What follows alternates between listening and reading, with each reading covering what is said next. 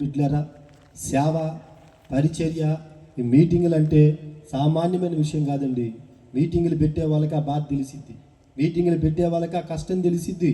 మీటింగులు పెడుతున్నప్పుడు సాతాను ఎన్ని విధాలుగా దాడి చేస్తాడో తెలుసా? 1, మానసికంగా దెబ్బతీస్తాడు. 2, ఆర్థికంగా దెబ్బతీస్తాడు. 3, ఆరోగ్యపరంగా దెబ్బతీస్తాడు.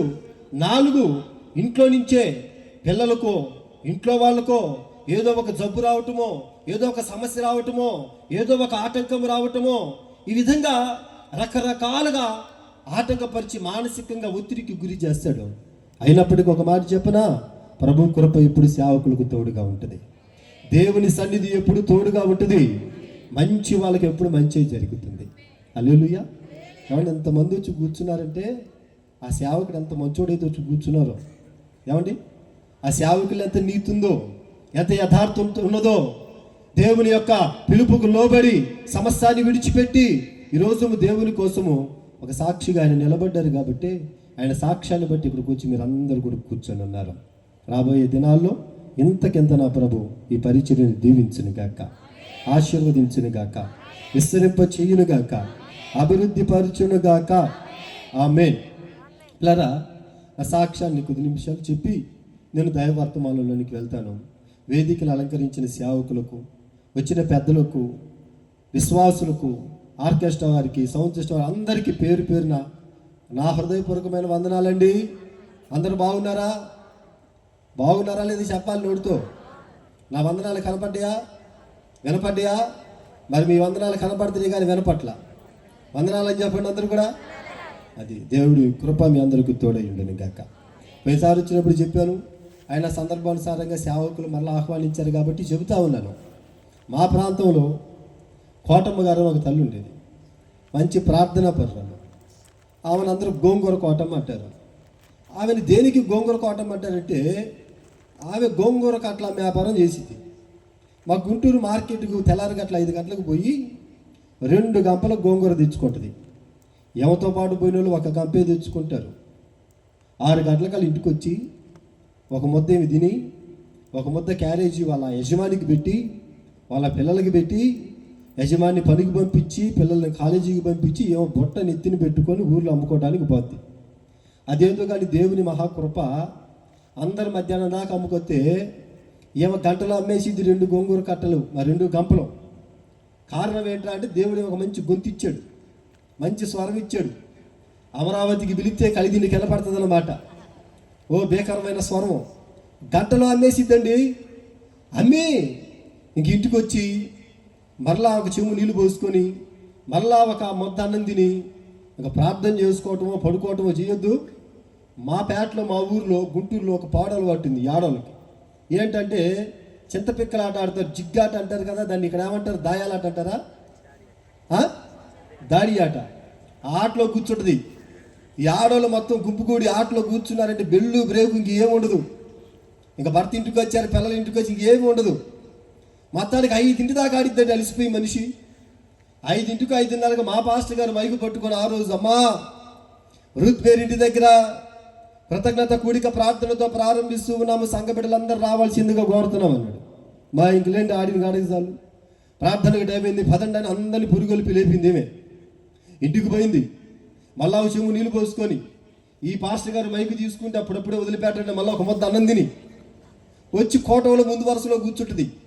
పట్టాలు పరిసిద్ది, పాటలు పాడిద్ది, ఎగిరెగిరి సపట్లు కొట్టిద్ది, ఆరాధన చేసిద్ది, మొత్తం చేసిద్దండి. ఇవే ఆమెకు ఆత్మ వచ్చిందంటే ఆ రకం సరిపోదు. మంచి భక్తురాలు నిజమే కోటమ్మ. ఇంకా ఆ రోజు మా పాస్టర్ గారికి మైకు తీసుకొని వాక్యం చెప్పడం మొదలుపెట్టాడు. ఎవకున్న అలవాటు ఏంటంటే ఇవ పాటలు పాడిద్ది, ఆరాధన చేసిద్ది, కానీ వాక్యం మాత్రం ఎందు. వాక్యానికి అడు జరిగి ఇటు జరిగి మొత్తానికి ఒక మొత్తం ఉంటే ఆ మొత్తం అనుకొని నిద్రపోతుంది. ఆ రోజు గొరకలు పెట్టి నిద్రపోతుంది, మా ఊళ్ళో నిద్ర కాదు. మా పాస్టర్ గారికి ఏమో వాక్యంలో ఆటంకం. మా పాస్టర్ గారు మోయ్ కోటమ్మా అన్నాడు అనుకోండి, పోయి పోలీస్ కేసు పెట్టి వచ్చి దీని మీద నేనే కనపడ్డాను పాస్టర్ గారికి, నా పేరే పిలవాలా అని. అట్లా కానీ పిలవకుండా ఉంటేనేమో గొరకలు పెట్టి నిద్రపోతుంది. సరే ఏం చేయాలో అర్థం కాక మా పాస్టర్ గారు ఏం చేశాడంటే, హల్లెలూయా అందరూ లేలు అన్నారు. ఈమె తత్తరమై లేచి గోంగూర గోంగూర అని కాకేసి. అంటే మనిషి ఎక్కడుంది? ప్రార్థనలోనే ఉంది, మనసు మాత్రం గోంగూర కట్ల మీద ఉంది. ఇప్పుడు ఎందుకు ఈ మాట ఎందుకు చెప్పారు పాస్టర్ గారు అంటే 2 విధాలు. ఒకటేందంటే ఇప్పుడు పాటలు పాడారు, ఆరాధన చేశారు, చక్కటి ఆరాధన చేశారు దైవజనులు. మరి ఇంకా అలసిపోయి మీరు కొద్దిగా నిద్రలోకి వెళ్తారేమో ముందే చెబుతున్నాను అట్లా కోటములు ఎవరినంటే జాగ్రత్తగా ఉండండి. రెండవది ఏంటంటే నేను మీకు కొత్త, అల్లడంత ముందు ఒకసారి వచ్చినా మరి సాక్ష్యం విన్నటువంటి వాళ్ళు, వాక్యం విన్నటువంటి వాళ్ళు చాలామంది ఇక్కడ ఉన్నారు. ఆ రోజు ఎంతమంది లేరు. మరి నేను మీకు కొత్త, మీరు నాకు కొత్త కాబట్టి ఏదో కొద్దిగా మీ మనసును నా వైపు తిప్పాలని ఆలోచనతో నేను చెప్పటం జరిగింది. ఒకసారి చేతులు ఎత్తి స్తోత్రం అని చెప్తాం అందరూ కూడా. హల్లెలూయా.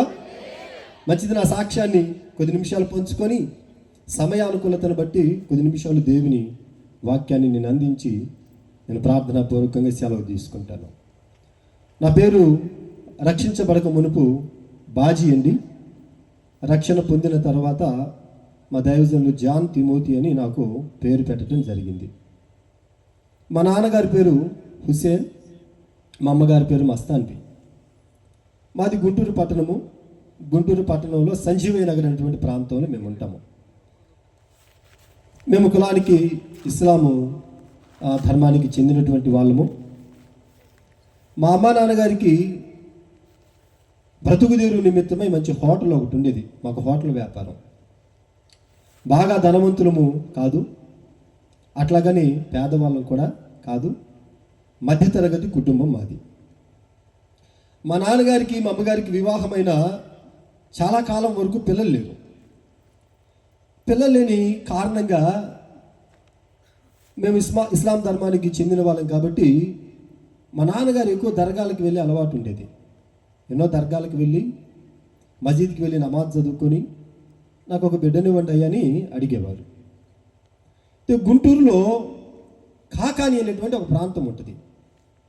ఆ ప్రాంతంలో బాజీబాబా దర్గా అని ఒకటి ఉంటుంది. ప్రతి శుక్రవారము మధ్యాహ్నం వరకు హోటల్ జరిగింది. మధ్యాహ్నం నుంచి హోటల్ బంద్ చేసి సాయంకాలం కుటుంబంగా ఆ దర్గాకి వెళ్ళి మా నాయనమ్మ, మా పెదనాన్న, మా నాన్న, మా మేనత్తులు, మా కుటుంబాలన్నీ కూడా దర్గాకి వెళ్ళి అక్కడ మొక్కుబళ్ళు చెల్లించుకొని ఆ రాత్రి అక్కడే వండుకొని తిని అక్కడే నిద్ర చేసి పొద్దున్నే ఇంటికి వచ్చి అలవాటు మాకు, మా నాన్న, మా పెదనాన్న, మా కుటుంబీకులకు. ఆ బాజీబాబా దర్గా దగ్గరికి వెళ్ళి మొక్కుకున్నాడంటే మా నాన్న, అయ్యా నాకు ఒక కుమారుని నువ్వు, ఒక కుమారుని ఇస్తే వాడికి నీ పేరు నేను పెట్టుకుంటానని. అక్కడికి వెళ్ళి మొక్కుకున్న 2 ఏళ్ళకేమో నేను పుట్టానని మా నాన్న ఏం చేసాడంటే నన్ను అక్కడికి తీసుకొని వెళ్ళి ఒక ఏటపోతుని బలిచ్చి శుభ్రంగా నున్నగా నా గుండు కొట్టించి నాకు ఆయన పేరే పెట్టాడు, బాజీ అని. హల్లెలూయా. కొంతకాలం తర్వాత నేను కూడా అంతే అనుకున్నా, అక్కడికి వెళ్తే నేను పుట్టడం వలన నాకు ఆయన పేరు పెట్టారేమోలేనని. కానీ నిజదేవుడైనటువంటి యేసయ్య నేను తెలుసుకున్న తర్వాత యేసయ్య నాతో చెప్పిన మాట ఏంటంటే, నువ్వు బాజీబాబా దర్గాకి వెళ్తే పుట్టినవాడవు కాదు, తల్లి గర్భంలో పిండంగా ఉన్నప్పుడే జనములకు ప్రవక్తగా ఉండినట్లు నేను నిన్ను ప్రతిష్ఠించుకున్నాను, ప్రత్యేకపరుచుకున్నాను, నేను నిన్ను ఎన్నుకున్నానని ప్రభువు చెప్పారు. లేక లేక నేను పుట్టాను, చాలా కాలం తర్వాత పుట్టాను, దాని తోడు పెద్దవాడిని. నేనంటే మా నాన్నకి బాగా ఇష్టంగా ఉండేది. నేను పుట్టిన తర్వాత మా నాన్నకి కలిసి వచ్చిందంట. నేను పుట్టిన తర్వాత ఇంకా 2 తమ్ముళ్ళు పుట్టారు నాకు. మొత్తం మేము 3 మగ పిల్లలము. 2వ ఆయన పేరు మీరావలి, 3వ తమ్ముడి పేరు కరీముల్లా. మేము 3 సంతానం మా నాన్నగారికి. మేము 3 సంతానమైనప్పటికీ కూడా మా నాన్నకి నేనంటే చాలా ప్రేమ. మా తమ్ముళ్ళేమో ప్రియులు, నేనేమో బహుప్రియుణ్ణి. మా తమ్ముళ్ళు ఏదైనా అడిగితే 2 రోజులు సమయం పట్టిద్దేమో, కానీ నేను అడిగితే ఆ సాయంత్రానికే నాకు వచ్చేది. నేనంటే అంత ఇష్టం మా నాన్నగారికి. లేక పట్టడం వలన ఒకవేళ అంత ప్రేమ ఏమో నాకైతే తెలీదు. మరి తల్లిదండ్రులను అడగాలి, ఇంటికి పెద్దోడిని తండ్రి ఎందుకు ఎక్కువగా ప్రేమిస్తాడు. ఆమేన్. మా నాన్న నాకు చాలా ఇష్టంగా ఉండేది, మా నాన్నకి నేనంటే ఇష్టంగా ఉండేది. నా బాల్య దినాలన్నీ కూడా చాలా చక్కగా జరుగుతూ ఉన్నాయి. మా నాన్నకి నా మీద ఒక ఆశ ఏంటంటే, నేను పెద్ద దిగిన తర్వాత మంచి ఇమాం అవ్వాలి. హజరత్తుని అవ్వాలి. ఇమాం అంటే ఇప్పుడు పాస్టర్లు ఉన్నారు కదా, వాక్యం చెప్పి పాస్టర్లు చర్చిలో, అట్లాగా మసీదులో వాళ్ళు పాస్టర్లు అనమాట, ఇస్లాం పాస్టర్లు. వాళ్ళని ఇమాములు అంటారు, హజరత్తులు అంటారు. అట్లా చేయాలని మా నాన్న ఏం చేసేవాడంటే, ప్రతిరోజు స్కూల్ అయిపోయిన తర్వాత సాయంకాలము మా పెద్ద హజరత్ గారి దగ్గరికి మసీదుకి నన్ను పంపించేవాళ్ళు. నేను మా నాన్న మీద విసుక్కునేవాడిని. నా స్నేహితులందరూ స్కూల్ అయిపోయిన తర్వాత ఆడుకోవడానికి కొంతమంది పోతున్నారు, ఇంకొంతమంది ట్యూషన్కి వెళ్తున్నారు, నువ్వేంటన్నా నన్ను మసీదుకి పంపిస్తావు, నేను వెళ్ళన్నా అంటే అప్పుడు మా నాన్న అనేవాడు, లేదు నాన్న నువ్వు వెళ్ళాలి, కలీమాలు, తరాబీలు, సూరాలు, ఖురాన్లో ఉన్న విషయాలన్నీ నువ్వు తెలుసుకోవాలి, నేర్చుకోవాలి, నమాజు ఎలా చేయాలో నేర్చుకోవాలి, రేపు పెద్దయిన తర్వాత నువ్వు మంచి ఇమామ అవ్వగలరా అని మా నాన్న నాతో చెప్తా ఉండేవాడు. మా నాన్నగారి మీద నాకున్నటువంటి ప్రేమ. రెండవది, చిన్నప్పుడు నేను చాలా అమాయకంగా ఉండేవాడిని. నా అమాయకత్వం ఎంత అమాయకుందంటే, మామని పట్టుకునేమో బాబాయ్ అనేవాడిని, బాబాయిని పట్టుకునేమో మావయ్య అనేవాడిని. ఓ రోజు మా మావయ్య ఇంటికి వచ్చి, బాబాయ్ రే నేను మావయ్యని రా బాబాయ్ని అంట ఏంటి తెక్కలోడా అనేవాడు. కూరలో ఉప్పు వేసినా నాకు తెలీదు, ఉప్పు చూడరా అంటే మా అమ్మ రోజు కోడి కూర వండి నాకు పెడితే తింటున్నాను. మా అమ్మ వచ్చింది, నాన్న ఉప్పు సరిపోయిందా అంది. నేను సరిపోలేదు మమ్మీ అన్న. మా అమ్మ ఏం చేసిందంటే పోసింది వేయకుండా. మా నాన్న వచ్చి అన్నం మీద కూర్చున్నాడు. ఎలీషా దినాల్లో ఏలినవాడా అని వస్తారు ఈ శిష్యులు. అట్టొచ్చాడు మా నాన్న మా అమ్మ దగ్గరికి, ఏమ్మా కూరలో ఉప్పు వేసావా పోసావా అని. మా అమ్మ అంది, అదేందయ్యా ఉప్పు తక్కువైందంటే నేను వేసాను. ఎవరిని అడిగావు? నీ కొడుకుని అడిగానయ్యా, వాడు చెప్పాడు. మా నాన్న అన్నాడు, అడక్కడక వాడిని అడిగావా, వాడు పెద్ద తెక్కలోడు అంటే. అంత అమాయకంగా ఉండేవాడిని. లోకం అంటే ఏంటో తెలీదు. చదువు, ఇల్లు, మసీదు ఇవి తప్ప నాకేమీ తెలీదు. నాకు 14 సంవత్సరాల వయసు వచ్చేదాకా లోకం అంటే ఏంటో తెలియకుండా పెరిగాను. 14వ ఏట అప్పుడప్పుడే యవన ప్రాయంలోకి నేను అడుగు పెడుతూ ఉన్నా. మా ప్రాంతం అంతా చీకటి చేత నింపబడిన ప్రాంతము. గుంటూరులో సంజీవి నగర్ అనేటువంటి ప్రాంతము మీరు కనుక్కోండి కావాలంటే, ఎవరైనా తెలిసిన వాళ్ళు ఉంటే. త్రాగుబోతులకు కేంద్రం, దొంగలకు కేంద్రం, నరహంతకులకు కేంద్రం, వ్యభిచారానికి కేంద్రం, చీకటికి కేంద్రం మేముంటున్న ప్రాంతము మా చిన్నప్పటి దినాల్లో. నాకు తెలియకుండానే పాపానికి నేను ఆకర్షించబడుతున్నా, చెడుకు నేను ఆకర్షించబడుతున్నా, చీకటికి నేను ఆకర్షించబడుతున్నాను. బాలుడి స్వభావం అంట బాల్యము నుండే చెడ్డదంట. ఆదికాండము బైబిల్లో రాయబడిన మాట. మా ఇంట్లో మా పాప ఉంది. నేను పోతా ఏం చేస్తానంటే ఒక 1/2 kg స్వీట్ పట్టుకొని పోతాను. మా పాప డాడీ అని ముందుకు వస్తుంది. పాపను ముద్దు పెట్టుకుని స్వీట్ ప్యాకెట్ ఇస్తానా, మాస్టర్ గారు ఒక్కడి తిందండి, ఒక్కడు కూడా తిందు, వరకట్ట నోట్లో పెట్టుకున్నాడు పడేసి దొల్లుకుంటా పోయి మట్టి తింటుంది ఆ పిల్ల. మట్టి తింటుంది ఆ పిల్ల. నా బిడ్డనే కాదు, ఎవరి బిడ్డనంతే. దేనికి అమ్మాయి అటు చేస్తుంది? బాలుడి స్వభావము బాల్యం నుంచే మూఢత్వాన్ని ఎక్కువగా ఇష్టపడుతుందంట. పుట్టినరోజు అని 5,000 రూపాయలు పెట్టి మా అమ్మ పెద్ద బొమ్మ తీసుకొస్తే ఆ బొమ్మ నిలువున పగలగొట్టి ఆ పిల్ల దేంతో తెలిసి ఆడుకునేది? కరెంటు ప్లగ్గుల్లో ఏలు పెట్టను, కూరగాయలు కోసే శాకులు తీసుకొచ్చి నోట్లో పెట్టుకోను. దేనికి? మనిషి స్వభావము బాల్యం నుండే చెడ్డది. మనిషి మంచి కన్నా ఎక్కువగా చెడుకే ఆకర్షించబడతాడు. మనిషి నీతి కన్నా ఎక్కువగా అవినీతికే ఎక్కువగా ఆకర్షించబడుతున్నాడు. పరిశుద్ధత కన్నా ఎక్కువగా పాపానికి ఆకర్షించబడుతున్నాడు. చీకటిలో జీవించడం కన్నా ఎక్కువగా వెలుగులో నివసించడం కంటే ఎక్కువగా చీకటిలో నివసించటకే మనిషి ఇష్టపడుతున్నాడు. గమనించండి, నేను కూడా నా యవ్వన దశ వచ్చేదాకా నేను బాగున్నాను, కానీ నా యవ్వన దశకు వచ్చేసరికి నాకు తెలియకుండానే లోకానికి ఆకర్షించబడుతున్నాను, పాపానికి ఆకర్షించబడుతున్నాను, అపవిత్రతకు ఆకర్షించబడుతున్నాను. చిన్నగా ఇంట్లో డబ్బులు దొంగిలించటం, మా నాన్నగారికి తెలియకుండా చిన్నగా దొంగతనాలు చేయటం. నేను చదివేదేమో 7వ తరగతి, తిరిగేదేమో 10వ తరగతి పిల్లలతో. నా వయసు ఏమో 14 ఏళ్ళు, వాళ్ళ వయసు ఏమో ఇంచుమించు 18 ఏళ్ళు. ఇలా నేను విస్తారమైన ధనము చేతిలో ఉండటము, విస్తారమైన సహవాసాలు.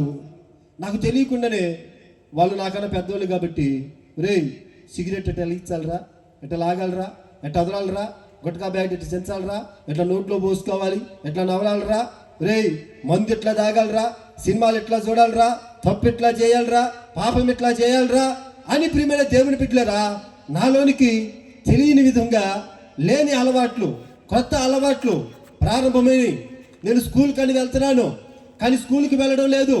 స్కూల్ ఎగ్గొట్టేసి సినిమాలకని, ఈతలకని, పాపం చేయటానికి, తప్పు చేయటానికి నేను నా జీవితాన్ని అప్పగించుకుంటూ ఉన్నాను. మా నాన్నగారికి తెలిసింది నేను ఇట్లా స్కూల్కి వెళ్లకుండా నా జీవితాన్ని పాడు చేసుకున్నానని. ఇంటికి పట్టుకొచ్చి బాగా కొట్టారు. కొట్టిన తర్వాత మా నాన్న నిద్రపోనిచ్చి ఆ రాత్రి ఇంట్లో ఉన్న కొంత ధనాన్ని తీసుకొని విజయవాడ పట్టణం పారిపోయి వచ్చాను. 3 రోజులు డబ్బులు అయిపోయిన దాకా ఆ పట్టణం అంతా తిరిగాను. డబ్బులు అయిపోయిన తర్వాత విపరీతమైన ఆకలి, భయంకరమైన ఆకలి, పనిచేసిన దాఖలాలు లేవు. అప్పటిదాకా తల్లిదండ్రుల మీద ఆధారపడ్డాము. మంచి కావాలన్నా, చెడు కావాలన్నా, తిండి కావాలన్నా, బట్ట కావాలన్నా, ఏది కావాలన్నా తల్లిదండ్రులే. కష్టపడి సంపాదించు చేత కాదు. ఒక పక్క భయంకరమైనటువంటి ఆకలి బాధకు తట్టుకోలేక మళ్ళా విజయవాడలో బండి ఎక్కి గుంటూరు వెళ్ళాను. గుంటూరు రైల్వే స్టేషన్లో కూర్చొని ఉంటే మా ఇళ్ళ దగ్గర ఆయన బండి దిగి నన్ను చూసి గుర్తుపెట్టాడు. పలానా ఆయన కొడుకు అబ్బాయిని నన్ను పట్టుకొని ఆటో ఎక్కించుకొని నేరుగా ఇంటికి తీసుకొచ్చాను. మా నాన్న చేతికి అప్పగించాను. అప్పటికే మా అమ్మ, మా నాన్న, మా వాళ్ళందరూ కూడా నన్ను వెతుకుతూ ఉన్నారు. 4 రోజులు అయిపోయింది. మా నాన్నను గట్టిగా పట్టుకొని ఏడ్చాడు. మా నాన్నతో నేను చెప్పాను, నాన్న నేను చదువుకోమంటే ఇంట్లో నుంచి వెళ్ళిపోతా, లేకపోతే ఏదైనా చేసుకుంటానన్నా అని మా నాన్న నేను బెదిరించాను. లరా ప్రతి తల్లిదండ్రి బిడ్డ మీద కొండంత ఆశలు పెట్టుకుంటారు. ప్రతి తల్లిదండ్రి బిడ్డలను చదివించాలి, ప్రయోజకులను చేయాలి. మేము తినని తిండి మా బిడ్డలు తినాలి, మేము కట్టని బట్ట మా బిడ్డలు కట్టాలి, మేము ఎక్కని శిఖరాలకు మా బిడ్డలు ఎక్కాలని ఎన్నో ఆశలు పెట్టుకొని తల్లిదండ్రులు రెక్కలు ముక్కలు చేసుకొని జీవితాన్ని ఆవిరి చేసుకొని పిల్లలను చదివిస్తారండి. పిల్లల మీద కొండంత ఆశలు పెట్టుకుంటారు. చాలామంది బిడ్డలు ఆ తల్లిదండ్రుల ఆశల మీద నీళ్లు చల్లినట్లుగానే నేను కూడా నా తండ్రిని ఏడిపించడం మొదలుపెట్టాను, బాధ పెట్టడం మొదలుపెట్టాను, కష్టపెట్టడం మొదలుపెట్టాను, దుఃఖపరచడం మొదలుపెట్టాను. పూర్తిగా నా జీవితాన్ని కొద్ది కొద్దిగా నేను పాడు చేసుకుంటూ ఉన్నాను. అపవాది ఒక వ్యక్తి జీవితాన్ని ఎప్పుడు ఒకేసారి పాడు చేయదు. కొద్దిగా చీకట్లోనికి తీసుకొని వెళ్తాడు. మనము తిరిగి రానంత అంధకారంలోనికి తీసుకొని వెళ్తాడు. మనము తిరిగి లేవలేనంత పాతాళానికి వాడు తీసుకొని వెళ్తాడు. యవన బిడ్డలారా జాగ్రత్త.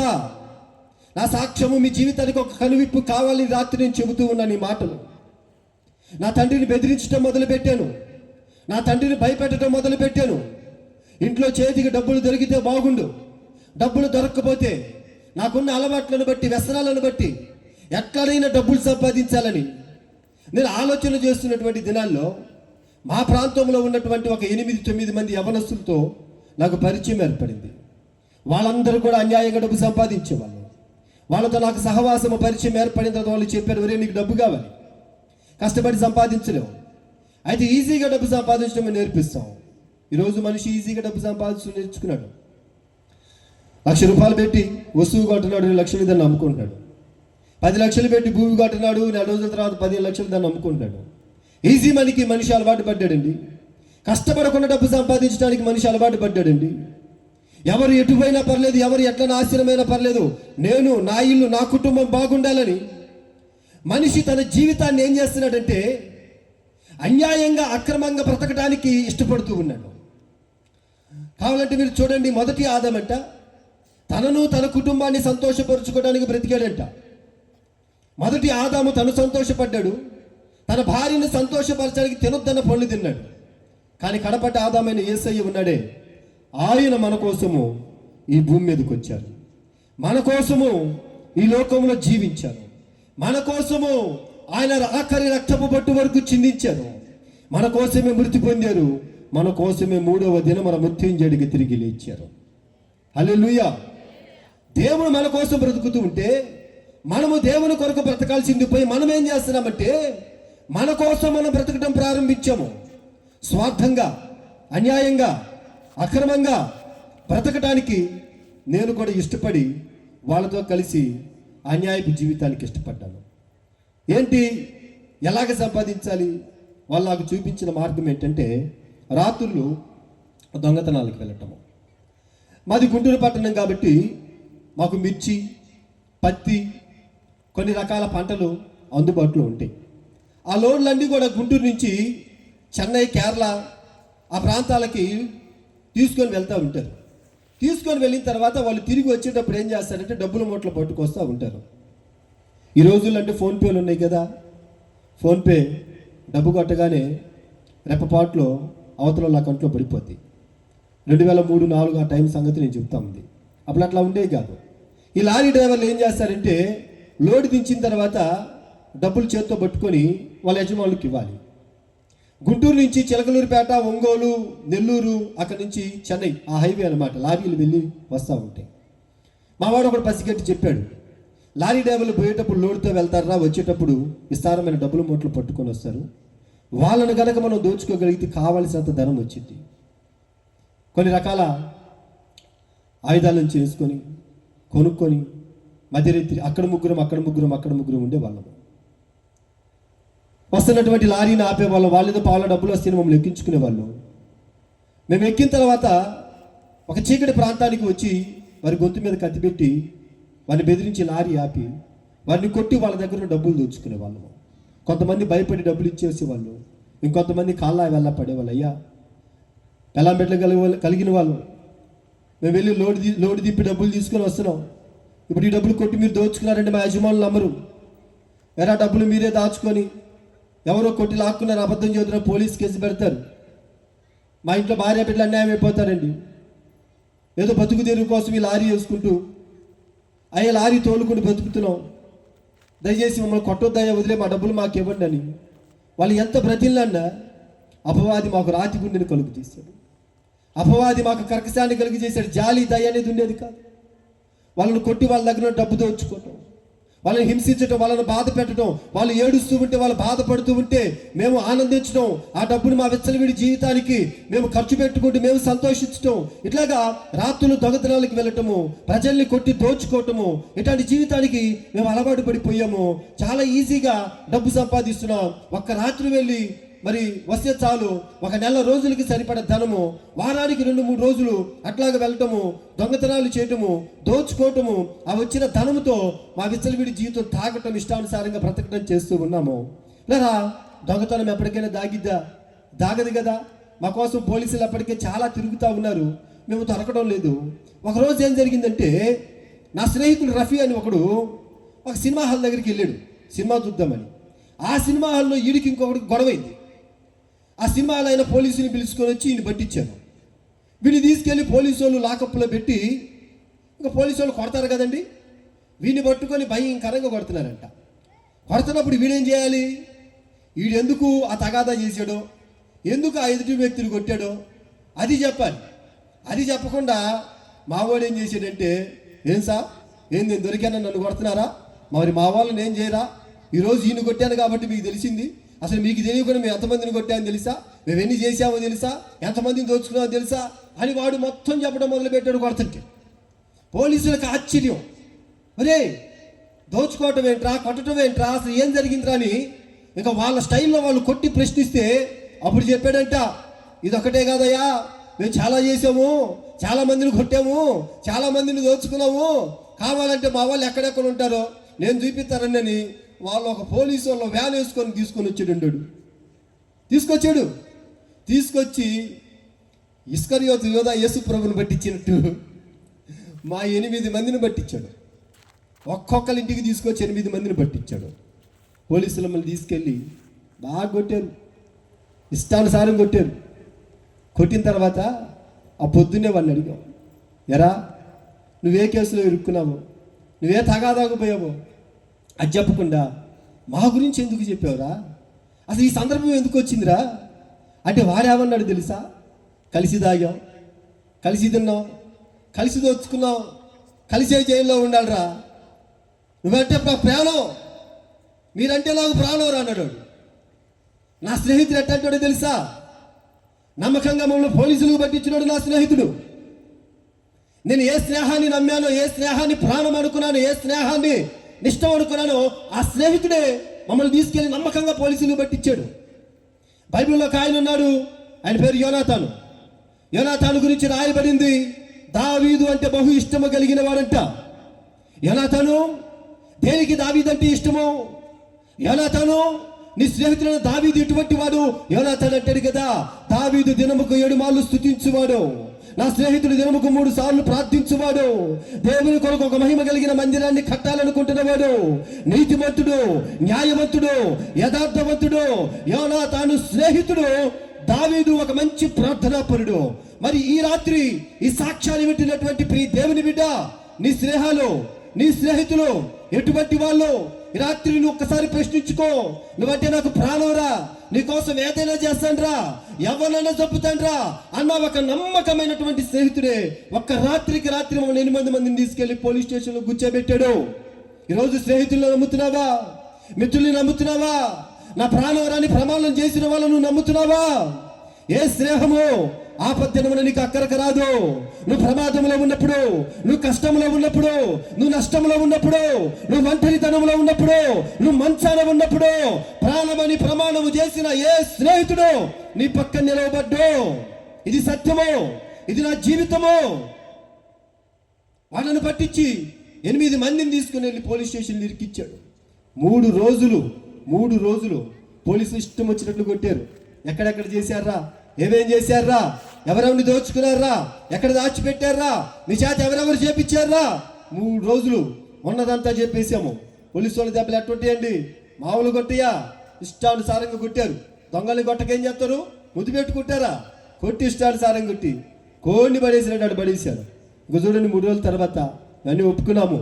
అయ్యా, నేను చేసిన ఇవి, మా పరిస్థితి ఇది, మా తల్లిదండ్రులు చూడాలనిపిస్తుంది, వాళ్ళంతా గాయాలు, పచ్చి మంచినీళ్ళు కూడా తాగలేకపోతున్నాం, ఒక ఇడ్లీ మొక్క తినలేకపోతున్నాం, మా పరిస్థితి తీవ్రంగా మారిపోయింది. మా తల్లిదండ్రులు పిలిపించండి అయ్యా, మేము చచ్చిపోతాము. మా అమ్మ నాన్ని పిలిపించాము. మాలో చదువుకున్న పిల్లలు ఉన్నారు. మా తల్లిదండ్రులు వచ్చి కాలా ఎలబడ్డారు.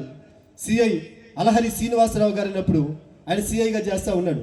ఆయన వచ్చి మా పరిస్థితి చూసి, మా తల్లిదండ్రుల పరిస్థితి చూసి, నష్టపోయిన వాళ్ళని పిలిపించి ఆయన చెప్పాడమ్మా, కేసు ఫైల్ అయ్యి కోర్టుకు కనుక పెట్టామంటే వీళ్ళ జీవితాలు నాశనం అయిపోతాయి, వీళ్ళకి చదువుకోవడానికి అవకాశం ఉండదు, నష్టపోయిన వాళ్ళకి డబ్బులు కట్టండి, కేసు వాపస్ తీసుకోమని చెప్పండి, పిల్లలు మేము విడిచిపెడతాము. నష్టపోయిన వాళ్ళందరికీ కూడా మా తల్లిదండ్రులు డబ్బులు కట్టారు. వాళ్ళలో కొంతమంది కేసు వాపస్ తీసుకున్నారు. ఆయన మా వయసును బట్టి, మా చదువును బట్టి ఆయన ఏం చేశారంటే, క్షమించి ఈసారికి మిమ్మల్ని వదిలిపెడుతున్నాము, ఇంకొకసారి కనుక మీ మీద కేసు ఫైల్ అయిందంటే నేరుగా తీసుకుని వెళ్ళి కోర్టులో సబ్మిట్ చేసి సబ్జెక్టులో పెట్టిస్తాము బాయ్ అన్నారు. మేము ఇంటికి వచ్చాము. ఆ దెబ్బలు మారటానికి ఇంచుమించు 4 రోజులు టైం పట్టింది. మా నాన్న అనుకున్నాడు, ఎటు నేను కొడితే తిడితే మారలేదు, పోలీసు వాళ్ళు దెబ్బల కన్నా ఇడికి మారతాడు, ఇక నాకు ఎటువంటి భయం లేదు అనుకున్నాడు. కానీ పోలీస్ స్టేషన్ నుంచి వచ్చిన తర్వాత ఇంకా క్రూరంగా తయారయ్యాం మేము. కారణం ఏంటంటే, అంతకుముందు బాజీ అని పిలిచేవాళ్ళు ఇప్పుడు పోలీస్ స్టేషన్ నుంచి వచ్చిన తర్వాత బాజీ అన్న అని పిలుస్తున్నారు. అంతకుముందు చూస్తే పలకరించినట్టు ఉండేవాళ్ళు కూడా, ఒరే బాజన్న వచ్చాడు కుర్చీ అయి, బాజన్న వచ్చాడు సిగరెట్దా, బాజన్న వచ్చాడు టీ ఇవ్వు, బాజన్న వచ్చాడు పొగడటము, ఇక చుట్టూ 10 మంది పిల్లలు చేరటము, ఈ 10 మంది పిల్లలను పోగేసుకొని మా పేటలో అల్లరి చిల్లర పనులు చేయటము, ఆటకాయ పనులు చేయటము. ఈ 10 మంది పిల్లలు కాస్త ప్రియమైన దేవుని బిడ్డలారా నా పక్కన ఒక 30 మంది 40 మందిగా పోగారు అన్నమాట. ఇక చిన్న చిన్న గొడవలు, తగాదాలు, సెటిల్మెంట్లు ఇట్లాగా చేసుకుంటూ ఆ ప్రాంతం వాళ్ళతో మాకు పరిచయాలు, ఈ ప్రాంతం వాళ్ళతో మాకు పరిచయాలు, మేము వాళ్ళకు పరిచయాలు అయిపోయి మేము ఒక గుంపుగా ఏర్పడ్డాము. ఎప్పుడైతే నా దగ్గర కొంతమంది యవ్వనస్తుల బలం పెరిగిందో, ఒక రాజకీయ నాయకుడు తమ్ముడితో నాకు పరిచయం ఏర్పడింది. ఆ రాజకీయ నాయకుడు తమ్ముడు ఏం చేశాడంటే, వీడు మన దగ్గర ఉంటే మనకు ఉపయోగపడతాడని నన్ను నేరుగా తీసుకుని వెళ్ళి వాళ్ళ అన్నయ్య ఎమ్మెల్యే, ఒక పార్టీకి చెందినటువంటి ఎమ్మెల్యే, 2004 సంగతి నేను చెబుతా ఉన్నాను, తీసుకుని వెళ్ళి నన్ను వాళ్ళ అన్నయ్యకి పరిచయం చేశారు. అప్పుడే ఎలక్షన్లకి నామినేషన్ జరుగుతూ ఉంది. 3 రోజుల నామినేషను. ఆయన అన్నాడు, ఎంత డబ్బు కావాలంటే అంత డబ్బు ఇస్తాను రా, నాకు మీ దగ్గర ఉన్నటువంటి యవనస్తుల మొత్తాన్ని పట్టుకొని వచ్చి ఒక పెద్ద ర్యాలీ పెట్టాలి, భారీ ఊరేగింపుతో వెళ్ళి, తప్పెట్ల తాళాలతో వెళ్ళి నేను నామినేషన్ వేయాలి, దానికోసం ఎంత ఖర్చు అయినా పర్లేదు నేను ఇస్తానన్నాడు ఆయన. ఒక ఎమ్మెల్యే నా పక్కన ఉన్నాడు, నా చుట్టూ మంది బలం ఉన్నది, ఇక నాకేంటి ఎదురు. ఆయన ఇచ్చిన డబ్బును తీసుకున్నాను, పేటలోకి పోయాను, పొలంలో పోగు చేశాను. ఇంచుమించు ఒక నామినేషన్కి ఆడవాళ్ళని కానివ్వండి, మగవాళ్ళని కానివ్వండి, నా సాక్ష్యాన్ని చెబుతా ఉన్న పిల్లలు వినండి, 500 నుంచి 600 మందిని పోగు చేసి ఒక పెద్ద ర్యాలీ పెట్టి మా పేట నుంచి నేను తీసుకొని వెళ్తే, ఆ ఎమ్మెల్యే నామినేషన్ వేసి వచ్చి నన్ను గట్టిగా కౌగిలించుకొని హత్తుకొని బ్రహ్మాండంగా జరిగింది నామినేషను. నువ్వు ఎక్కడికి వెళ్ళొద్దు, నా దగ్గరే ఉండు, నీకు ఏది కావాలన్నా నేనే చూసుకుంటానని హామీ ఇచ్చాను. నేను అనుకున్నాను, ఇంకేంటి ఎమ్మెల్యేనే నా పక్కన ఉన్నాడు, నేను ఏది చేసినా చూసుకుంటానంటున్నాడు, నేను ఏది చేసినా ఇంక చెల్లిద్ది, ఇంకా నాకు ఎదురు లేదు, ఈయన గనక గెలిచాడా మా పేటలో ఒక్కొక్కడికి ఉంటుంది నా చేతిలో అన్నట్టుగా విర్రవీగుతున్నాను. అదేందోనండి, ఆ సంవత్సరము ఆయనే గెలిచాడు. ముందు స్నేహితుల బలాన్ని చూసుకొని విర్రవీగాను, స్నేహితుడు తీసుకెళ్ళి నమ్మకంగా పట్టించాడు. ఇప్పుడు ఎవరి బలాన్ని తీసుకొని విర్రవీగుతున్నాను? మళ్ళా రాజకీయ నాయకుల బలం ఉన్నది. నీకెందుకురా, నువ్వు వెళ్తే పోలీసులు ఒక్క ఫోన్ కొట్టి నువ్వు పట్టుకొస్తాను బయటికి, నీకేదన్నా ఉంటే నేను నిలబెడతాను, నీకేం కావాలంటే చెప్పు, అర్ధరాత్రి నా ఇంటికి వచ్చి తలుపు తట్టినా నేనున్నాను అని పలికినటువంటి రాజకీయ నాయకులతో 8 సంవత్సరాలు నేను ప్రయాణం చేశాను. ధర్నాలు చేయమంటే ధర్నాలు చేశాను, ర్యాలీలు పెట్టమంటే ర్యాలీలు పెట్టాను, వాణ్ణి కొట్టంటే వాణ్ణి కొట్టొచ్చాను, వీని కొట్టంటే వీని కొట్టొచ్చాను, ఆ షాప్ పగల కొట్టమంటే ఆ షాప్ పగల కొట్టాను. అట్లాగా ప్రియమైన దేవుని బిడ్డలారా, నాకు తెలియకుండానే నా యవ్వన జీవితాన్ని ఒక రాజకీయ నాయకుడి చేతికి అప్పగించి అతని ఆ చీకటి కార్యాలకు నేను కూడా సహకరిస్తూ నడుస్తున్నటువంటి దినాలు. ఒక రోజు ఆ రాజకీయ నాయకులను పిలిపించి, యవనస్తులారా జాగ్రత్తగా నా మాటలు వినాలి, ఆపద్దినమున ఏది నీకు అక్కరకు రాదని చెప్పడానికి నేను మాటలు చెబుతా ఉన్నాను. నా జీవితం ఒక పాఠంగా నిలబడాలని నేను నీకు చెబుతా ఉన్నాను. నువ్వు ఎవ్వరిని నమ్మొద్దు. మొదట నీ దేవుడు, ఆ తర్వాత నీకు జన్మనిచ్చిన నీ తల్లిదండ్రులు, వారే రేపు నీకు ఆపద్దినమున అక్కర్లో నిలబడేది. రే, మీరు చిన్న చిన్న గొడవలు చేసుకుంటూ ఎంతకాలము 5,000 10,000 తీసుకుంటారు, ఒక పెద్ద సెటిల్మెంట్ ఉంది, అది అప్పచెప్తాను, అది చేశారంటే లక్షల రూపాయలు డబ్బులు వస్తాయని ఎమ్మెల్యే తమ్ముడు నా దగ్గరికి వచ్చాడు. అన్నా నువ్వేది చెబితే అది చేస్తామన్నా, పార్టీ మంది అన్నమనోడు, నాకన్నా ఏదన్నా చేస్తానన్నా. నా తల్లిదండ్రుల గురించి ఒక్క నిమిషం కూడా నేను ఆలోచించలేదు. అదేనమ్మా ఆయన అన్నాడు, ఫలానా పట్టణంలో ఒక మహిళను చంపాలరా, ఆమె రాజకీయ నాయకురాలు, మీ 9 మంది ఆ పని కనుక చేసి పెడితే మేము కొంత ధనాన్ని ఇస్తాము. అసలు ఆయన ఎంత ఒప్పున్నాడు మాకు తెలియదు, ఆయన లోపల బట్టి తీసుకొస్తాడు తీసుకురాడు కూడా మాకు తెలియదు. అప్పుడు ఉన్న ఆవేశము, యవన ప్రాయము, మాకున్న ఖండబలము, మాకున్న మంది బలాన్ని చూసి అన్నా డబ్బిస్తానంటావు కాబట్టి మేము ఏదైనా చేస్తామన్నా. మా తల్లిదండ్రుల గురించి ఒక్క నిమిషం కూడా మేము ఆలోచించలేదండి. మా జీవితాలు ఏమవుతాయో మేము ఆలోచించలేదండి. వాళ్ళు ఇచ్చిన ధనాన్ని తీసుకొని గుంటూరులో మధ్యరాత్రి 1 గంటకి లారీ ఎక్కి విజయవాడ ప్రయాణమే వెళ్ళాము. ప్రతి ఒక్కరి దగ్గర మారణాయుధాలు ఉన్నాయి మా దగ్గర. అక్కడ దిగిన తర్వాత ఒక ఆటో వేసుకొని ఆ ప్రాంతానికి సంబంధించినటువంటి వ్యక్తి వచ్చాడు. మమ్మల్ని ఎక్కించుకొని 2:30 ప్రాంతానికి ఏ వ్యక్తి అయితే మేము చంపాలి ఆ వ్యక్తి ఇంటి దగ్గరికి తీసుకొని వెళ్ళి ఇంట్లో ఉన్నటువంటి మహిళని మీరు చంపాలి, ఆమె పని మనిషి ఇద్దరు మాత్రమే ఉన్నారు, మీరు వెళ్ళండి అని చెప్పి మమ్మల్ని పంపించారు. మేము ఆ ఇంటి గోడలు దుక్కి 9 మంది ఆ ఇంట్లోకి వెళ్ళాము. ఆ ఇంటి 2 ద్వారాలు ఉంటాయి, వెనక ద్వారమున 4, ముందు ద్వారమున 5 కూర్చొని ఉన్నాము. ఆ తల్లి ఎప్పుడు బయటకు వస్తే అప్పుడు చంపాలనేది మా ఉద్దేశము. ఆమె బయటకు వస్తుందేమో, దేనికో దానికి ఆమె కాలకృత్యాలు తీర్చుకొని బయటికి రావాలి, ఆమె బయటికి రాగానే చంపాలి, ఆ డబ్బును తీసుకోవాలి, మేము విచ్చలవిడి చేయడానికి గోవా వెళ్ళిపోవాలి, అది మా ప్లాను. మేము ఇక్కడ కూర్చొని ఉన్నాము. టైం 2:30, 3 అయింది. ఇంకా ఆమె ఏదో ఒక టైంలో తెల్లారుతుంది కాబట్టి బయటకు వస్తుంది, చంపుతామని కూర్చొని ఉన్నాము. ఆమె ఏ కార్యక్రమం రావట్లేదు. బయటికి వెళ్ళి కిటికీ ఓపెన్ చేసి చూసాము, ఆమె నిద్రపోతా ఉన్నది. ఆమె మెలకు వస్తే బయటకు వస్తుందని 4, 4:30, 5:30 దాకా చూసాము. 5:30 కూడా ఆమె బయటికి రాలేదు. మాలో తెలియగలిగిన వాడు అక్కడ ఉన్నాడు. వాడన్నాడు, రే ఇంక ఇవి బయటకు వచ్చేటట్లేదు, ఏమో కనుక లెగిసిద్దే 7 గంటలకు లెగిసిద్ది. ఈలోపు చుట్టుపక్కల జనాలు కూడా వేస్తారు, మన కొత్త మొహాలు ఈ ప్రాంతానికి వచ్చాము, వాళ్ళు ప్రశ్నిస్తారు మీరు ఎక్కడి నుంచి వచ్చారని. ఏం చెబుతాము, వద్దురా మనం వెళ్ళిపోదాము. మాలో ఉన్న మూర్ఖత్వం ఏంటంటే వాళ్ళు అనుస్తున్నాము, నువ్వు భయపడుతున్నావురా, నువ్వు భయపడద్దు, 7 అయినా పర్లా 8 అయినా పర్లా, మనుషులందరూ చూస్తుండగానే ఆమె ఏదైనా చేసి వెళ్ళిపోదాము. రే డబ్బులు తీసుకురావురా, గోవా వెళ్ళాలిరా, ఆటకాయితనమండి, విచ్చలవిడితనమండి, పిచ్చి ఆలోచన అండి ఒక మనిషిని చంపడానికి. చూడండి మేము ఎంత దిగజారిపోయామంటే మా ఆనందాల కోసం, ఆ సంతోషాల కోసం ఒక మనిషి ప్రాణం తీయటానికి కూడా వెనకాడనటువంటి అంధకారంలోనికి చీకటి నన్ను తీసుకుని వెళ్ళాడు. అపవాది నన్ను తీసుకొని వెళ్ళాడు. నన్ను ఒక్కనే కాదు, నాతో పాటు ఉన్న 8 మంది, మా 9 మందిని తీసుకొని వెళ్ళిపోయాడు. ఎందుకు చేస్తున్నామో తెలీదు, ఏం చేస్తున్నామో తెలీదు, ఆ మార్గం ఎందుకు ఎంచుకున్నామో తెలీదు, అసలు ఆ ప్రాంతంలో మేము ఎందుకున్నామో తెలీదు. తెల్లవారుతుంది. మా వాడు అన్నాడు బలంగా, పట్టుకుంటారా ఇక్కడొద్దు వెళ్ళిపోదాము. సరే వాడు ఆలోచన బట్టి మేము లేచాము, వచ్చేసాము. గుంటూరు వచ్చిన తర్వాత మేము అక్కడికి వచ్చినటువంటి విషయము ఆమెకు తెలిసింది. ఆమె కంప్లైంట్ ఇచ్చింది, పోలీసులు ఎత్తుక్కుంటా వచ్చారు. 2వసారి మరలా మమ్మల్ని పట్టుకున్నారు. 9 మందిని పట్టుకున్నారు. ఈసారి విచ్చలవిడిగా కొట్టారు. కొట్టిన తర్వాత ఆమె కబురు పెట్టారు. ఆమె ఒక రాజకీయ నాయకురాలే. ఆమె నేరుగా ఎక్కడికి వచ్చింది? పోలీస్ స్టేషన్కి వచ్చింది. పోలీస్ స్టేషన్కి వచ్చి మా మీద కంప్లైంట్ ఇచ్చింది. కంప్లైంట్ రేజ్ అయింది. కంప్లైంట్ ఇచ్చింది. ఒక రోజు అయిపోయింది. పోలీసులు బాగా కొట్టారు మమ్మల్ని. ఇప్పుడు ఎవరు రావాలి మా కోసం? ఏందని అడుగుతారు? ఎవరు రావాలి మా కోసం?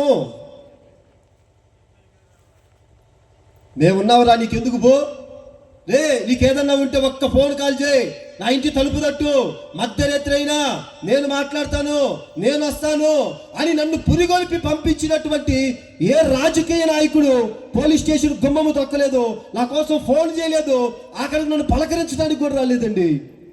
ఒక రాత్రి అంతా కొట్టారు, ఒక పగలంతా కొట్టారు, ఒక రోజంతా పోలీస్ స్టేషన్లో ఉండిపోయాము. ఏ రాజకీయ నాయకుడు మమ్మల్ని విడిపించడానికి రాలేదు. ప్రమాణాలు చేసిన వాడు, మేమున్నామన్నవాడు, భరోసా ఇచ్చిన వాడు మాట్లాడడానికి చూడటానికి కూడా మా దగ్గరికి రాలేదండి. పోలీస్ స్టేషన్ గుమ్మం దగ్గర నిలబడింది ఎవరో తెలుసా? నా కన్న తల్లి తండ్రి వచ్చి, అమ్మా నన్ను కాపాడుకోవడానికి, అయ్యారా నన్ను రక్షించుకోవడానికి ఆ సీఏ కాళ్ళ మీద మా నాన్న పడ్డాడు. ఆ సీఏ కాళ్ళ మీద నా తల్లి పడింది. ఒక్కసారికి మా బిడ్డను కనికరించయ్యా, ఒక్కసారికి మా పిల్లలను కనికరించండి అయ్యని మా తల్లిదండ్రులు వచ్చి మళ్ళా పోలీసు వాళ్ళ కాళ్ళ ఎలా పడ్డారు. అప్పుడు ఆమెను పిలిపించారు. అమ్మా ఈమె కంప్లైంట్ ఇచ్చింది, ఈమెను చంపడానికి మీ పిల్లలు వెళ్ళారు, వాళ్ళు సామాన్యులు కాదు. ఈరోజు పిల్లలని మేము వదిలిపెడితే ఈరోజు ఇది చేసిన వాళ్ళు రేపు ఇంకోటి చేస్తారు, కాబట్టి వాళ్ళని వదిలిపెట్టే ప్రసక్తే లేదు. ఆమె ఆమె రాజకీయ నాయకురాలు ఉంది కదా, ఆ పట్టణంలో మేము చంపడానికి వెళ్ళామే, ఆమె కారు వేసుకొని వచ్చింది. ఆమె ఎంతమందిని తీసుకొచ్చింది అనుకున్నారు? ఒక 20 మందిని తీసుకొని వచ్చింది. మమ్మల్ని చూసి ఆశ్చర్యపోయిందండి ఆమె. అయ్యా వీళ్ళ నన్ను చంపడానికి వచ్చింది? అవును వీళ్ళే. మా తల్లిదండ్రులు చూసింది, మమ్మల్ని చూసింది. ఆమె వచ్చి, నా బిడ్డల వయసు ఉందండి వీళ్ళకి, ఈ ముక్కుపచ్చలాన్ని ఈ పసిపిల్లలు ఎవరి పిల్లలు వీళ్ళని చంపడానికి అసలు ఎవరు పంపించారు? మరి నన్ను చంపితే మీకేం వస్తుందిరా? అసలు మీ మీద నాకు ఎటువంటి కోపం లేదు, ద్వేషం లేదు. మీకు ఒక ఆఫర్ ఇస్తున్నా. ఏంటి ఆఫర్ అంటే, మిమ్మల్ని ఎవరు పంపించారో నాకు చెప్పండి, మీ మీద నేను కంప్లైంట్ ఇవ్వను, వాళ్ళ మీద నేను కంప్లైంట్ ఇచ్చి నేను వాళ్ళతో నేను ఫైట్ చేసుకుంటానండి. ఇప్పుడు వాళ్ళ మీద నేను చెప్పాను అనుకోండి, ఏం వదిలిపెట్టింది? వాళ్ళు వదిలిపెడతారా? శివనయ్య గారు అర్థమవుతుందా? అమ్మా మమ్మల్ని పంపించింది వాళ్ళని చెప్పి నేను అన్నాను అనుకోండి, వాళ్ళు వదిలిపెడతారా? అట్లా కాదు, మమ్మల్ని ఎవరు పంపించలేదు, మేమే వచ్చామంటే ఏం వదిలిపెట్టిందో ఏం వదిలిపెట్టట్లా. పులి మీదకి ఎక్కటమే కానీ ఇంకా దిగటం అనేది మనం నిర్ణయించుకోం. అపవాది చేతికి ఒకసారి నీ జీవితాన్ని నువ్వు అప్పగించుకోవటమే కానీ ఇంకా నువ్వు రావాలి అనుకున్న బయటికి రావాలి, ఎంత రావాలని నీ వల్ల కాదు. ఇంకా ఒక్కసారి ఇంకా అప్పగించబడ్డామంటే మన జీవితం అంధకారమే, మన జీవితం చీకటి శూన్యమే. ఇక చెప్పలేక మా తల్లిదండ్రులు కాళ్ళ ఎల్లబడి, ఒరే వాళ్ళ పేర్లు చెప్పేయండి రా, మనకెందుకు వచ్చిన బాధ, ఇంక మేమందరం ఒక నిర్ణయం తీసుకురే, వాడు ఏమని ప్రమాణం చేశాడరా, జైల్లో ఉండి వచ్చి చూస్తానన్నాడా, విడిపించుకొని వస్తానన్నాడా, ఫోన్ చేస్తానన్నాడా, కనీసం వాళ్ళు చూడటానికి కూడా రాలేదురా, అటువంటిప్పుడు మనం ఎందుకురా వాడి పేరు చెప్పేద్దామని పలానోళ్ళు పంపించాను, వాళ్ళ పేరు చెప్పేసాము. ఆమె వాళ్ళ మీద కేసు కంప్లైంట్ ఇచ్చుకుంది. మమ్మల్ని పోలీసులు అక్కడి నుంచి బయటికి పంపించేశారు. బుద్ధి చెప్పి మందలించి బాగా బ్రతకండి రా అని పంపించేశారు. నేను బయటకు వచ్చిన తర్వాత మా అమ్మ నాన్నని చాలా హింస పెట్టాను, చాలా బాధ పెట్టాను, చాలా దుఃఖపరిచాను. మా నాన్న నా గురించి ఆలోచించి కొన్ని విషయాల్లో ప్రియమైనటువంటి దేవుని బిడ్డలారా మానసికంగా ఒత్తిడికి గురై మంచాల పడి నా తండ్రి చనిపోయే ఒక 4 రోజుల ముందు నన్ను పిలిపించాడు. హాస్పిటల్లో ఉన్నాను, ఇంటికి రావట్లేదు, ఇష్టానుసారంగా ఎక్కడ పడితే అక్కడ పడుకోవడం, ఎక్కడ పడితే అక్కడ తినటం, ఎక్కడ పడితే అక్కడ తాగటం, విచ్చలవిడిగా నేను జీవిస్తున్నటువంటి ఆ దినాల్లో మా నాన్న హాస్పిటల్కి పిలిపించి నా చేతిలో చేసి చెప్పినటువంటి మాట, నాన్న ఎంతకాలం నేను ఉన్నాను కాబట్టి ఎట్లో కట్ట నేను కాపాడుకుంటూ వచ్చాను రా, నాకేదైనా జరిగిందంటే అమ్మ పరిస్థితి ఏంటి, తమ్ముల పరిస్థితి ఏంటి, నీ పరిస్థితి ఏంటి, ఏ రోజన్నా ఆలోచించావా? మారురా, ఈ జీవితం వద్దయ్యా, నేను చూడాలనుకున్నా, నువ్వు ఎలా బ్రతకాలనుకున్నా, నేను ఏ స్థితిలో నేను ఉంచాలనుకున్నాను, నా ఆశలన్నీ కూడా నీరుగా అరిపోయినాయి. అయ్యా నువ్వు ప్రాణంతో ఉంటే నాకు అదే చాలరా, నువ్వు మారురా అని నా తండ్రి నా చేతిలో చేసి ఏడుస్తూ ఉంటే నాకు అప్పుడు అనిపించింది, మా నాన్న 4 రోజులు 5 రోజులు చచ్చిపోతాను డాక్టర్లు చెప్తా ఉన్నారు, మా నాన్న చచ్చిపోతున్నాడు అన్న బాధ మా నాన్నకు లేదే, ఇప్పటికీ నా గురించి ఆలోచిస్తున్నాడు. ఇట్లాంటి తండ్రిగా నేను దుఃఖపరిచింది, ఇట్లాంటి తండ్రిగా నేను బాధ పెట్టింది, ఇట్లాంటి తండ్రిగా నేను కష్టపెట్టింది అని మా నాన్న కాళ్ళు పట్టుకొని ఆ రోజు నేను ఏడ్చానండి. ఒక ఏడుపు కాదు, ఎంతసేపు ఏడ్చానంటే మారాలని ఆశ ఉంది నాన్న, నేను మారలేకపోతున్నాను. ఎందుకంటే అప్పటికే నా నరాలన్నీ మందుకు అలవాటు పడిపోయినాయి, మత్తు పదార్థాలకు అలవాటు పడిపోయినాయి. నేను తాగకపోతే నా చేతులన్నీ వణికిపోయాయి. ఒక గంట సేపు నేను తాగకుండా నిలబడలేను, వణుకొచ్చేసిద్ది. యవ్వన ప్రాయంలో ఉన్నానండి, నిండు యవ్వన ప్రాయం, 22 ఏళ్ళ ప్రాయం నా వయసు. ఆ వయసులో డ్రగ్ అడిక్ట్ అయిపోయి నిలబడలేను, కూర్చోలేను, తాగకపోతే నా చేతులు వణుకొచ్చేస్తాయి. అట్లాంటి స్థితికి నేను వెళ్ళిపోయాను. నా స్థితి చూసి మా నాన్న ఏడ్చి, మా నాన్నను చూసి నేను ఏడ్చి, లేదా వారం రోజుల తర్వాత మా నాన్నగారు చనిపోయారు. మా నాన్నగారు అన్నట్లుగానే మా నాన్నగారు చనిపోయిన తర్వాత నా గురించి పట్టించుకునే వాళ్ళు లేక, ఆలోచించుకునే వాళ్ళు లేక, మా అమ్మ నా గురించి ఆలోచించి నా గురించి ఇంకా ఆవి కూడా వదిలేసి ఇంక బ్రతికింది ఇటు జీవితం ఇంతే, ఒరే నీ అట్టోడు పుట్టకుండా ఉన్న బాగుండేదిరా, ఆ రోజు నువ్వు చచ్చిపోయినా బాగుండేదిరా. ఒక పక్కన తల్లి శాపాలు పెట్టి, మా పేటలో వాళ్ళు నేను ముందు పోతుంటే వెనకనే వాళ్ళు మంచి వాళ్ళు పోతున్నారమ్మా, హుసేన్ అన్న కూడా పోయాడమ్మా, వీడు పోవట్లేదమ్మా, ఎన్నడు లారీ కొట్టిపోతాడనమ్మా అని చెప్పించిన నోరే కానీ చెప్పించని నోరు లేదు. అట్లాంటి పరిస్థితిలో నేను నడిపించబడుతున్నప్పుడు నాకు ఒక దేవుని కృపలో ప్రార్థనకి వెళ్ళేటువంటి ఒక ఆమెతో నాకు పరిచయం ఏర్పడింది. నా భార్య చక్కటి ప్రార్థన పరురాలు, దేవుని భయం కలిగినటువంటి వ్యక్తి, దేవుని సన్నిధిలో ఎదిగినటువంటి వ్యక్తి. ఆమెతో నాకు పరిచయం ఏర్పడింది. మేమిద్దరం ఇష్టపడి వివాహం చేసుకున్నాం. వివాహం చేసుకునే ముందు మా పాస్టర్ గారిని అడిగింది, అయ్యా దేవుని సేవ నువ్వు చేస్తావా, దేవుని పరిచర్య నువ్వు చేస్తావా? దేవుని సేవ అంటే ఏంటో నాకు తెలీదు, దేవుని పరిచర్య అంటే ఏంటో నాకు తెలీదు. దేనికంటే నేను ముందే చెప్పాను కదా, మేము ఇస్లాం ధర్మాన్ని పాటించేవాళ్ళం. గ్యార్మీ పండుగ వస్తే జెండాలు తీసేవాళ్ళం, జెండాల పండుగ చేసేవాళ్ళం. నెల్లూరులో రొట్టెల పండుగ వస్తే మా కుటుంబంగా వెళ్ళి ప్రతి సంవత్సరం రొట్టెల పండుగ చేసి వచ్చేవాళ్ళం. మేము పీర్ల పండుగ చేస్తాం. మా నాన్నగారి ఉదయగిరి దగ్గర పోరుమామిల్ అనేటువంటి ప్రాంతము, ఆ ప్రాంతానికి వెళ్ళి మేము పీర్ల పండుగ చేసి వచ్చేవాళ్ళము. కశ్మూర్ దర్గాకి వెళ్తాం, రహమదాబాద్ దర్గాకి వెళ్తాం. రంజాన్ పండుగ వస్తే, ఇప్పుడు రంజాన్ పండుగ మా ఇంట్లో వాళ్ళందరూ ఉపవాసాలు ఉన్నారు. నేను ఒక్కనేనని మార్పు చెందింది, మా ఇంట్లో వాళ్ళకి ఎవరికి మార్పు లేదు. ఇప్పుడు అందరూ ఉపవాసాలు ఉన్నారు, రేపు పండుగను ఆచరిస్తారు. అట్లాంటి భక్తిభావాలతో పుట్టి పెరిగినటువంటి ప్రాంతము. నాకు ఏదన్నా కష్టం వచ్చినా, ఏదన్నా బాధ వచ్చినా, లా ఇలాహా ఇల్లల్లాహు ముహమ్మదు రసూలుల్లా ఔజు బిల్లాహి మినష్ షైతానిర్ రహమానిర్ రహీం అని కలీమా చదువుకొని దినమును ప్రారంభించేవాడిని, దినమును ముగించేవాడిని. అట్లాంటి భక్తిభావాలతో పుట్టి పెరిగిన వాడిని. మా నాయనమ్మ గారు చనిపోయి మా నాన్నగారు బాగా ఏడుస్తున్నటువంటి దినాలు.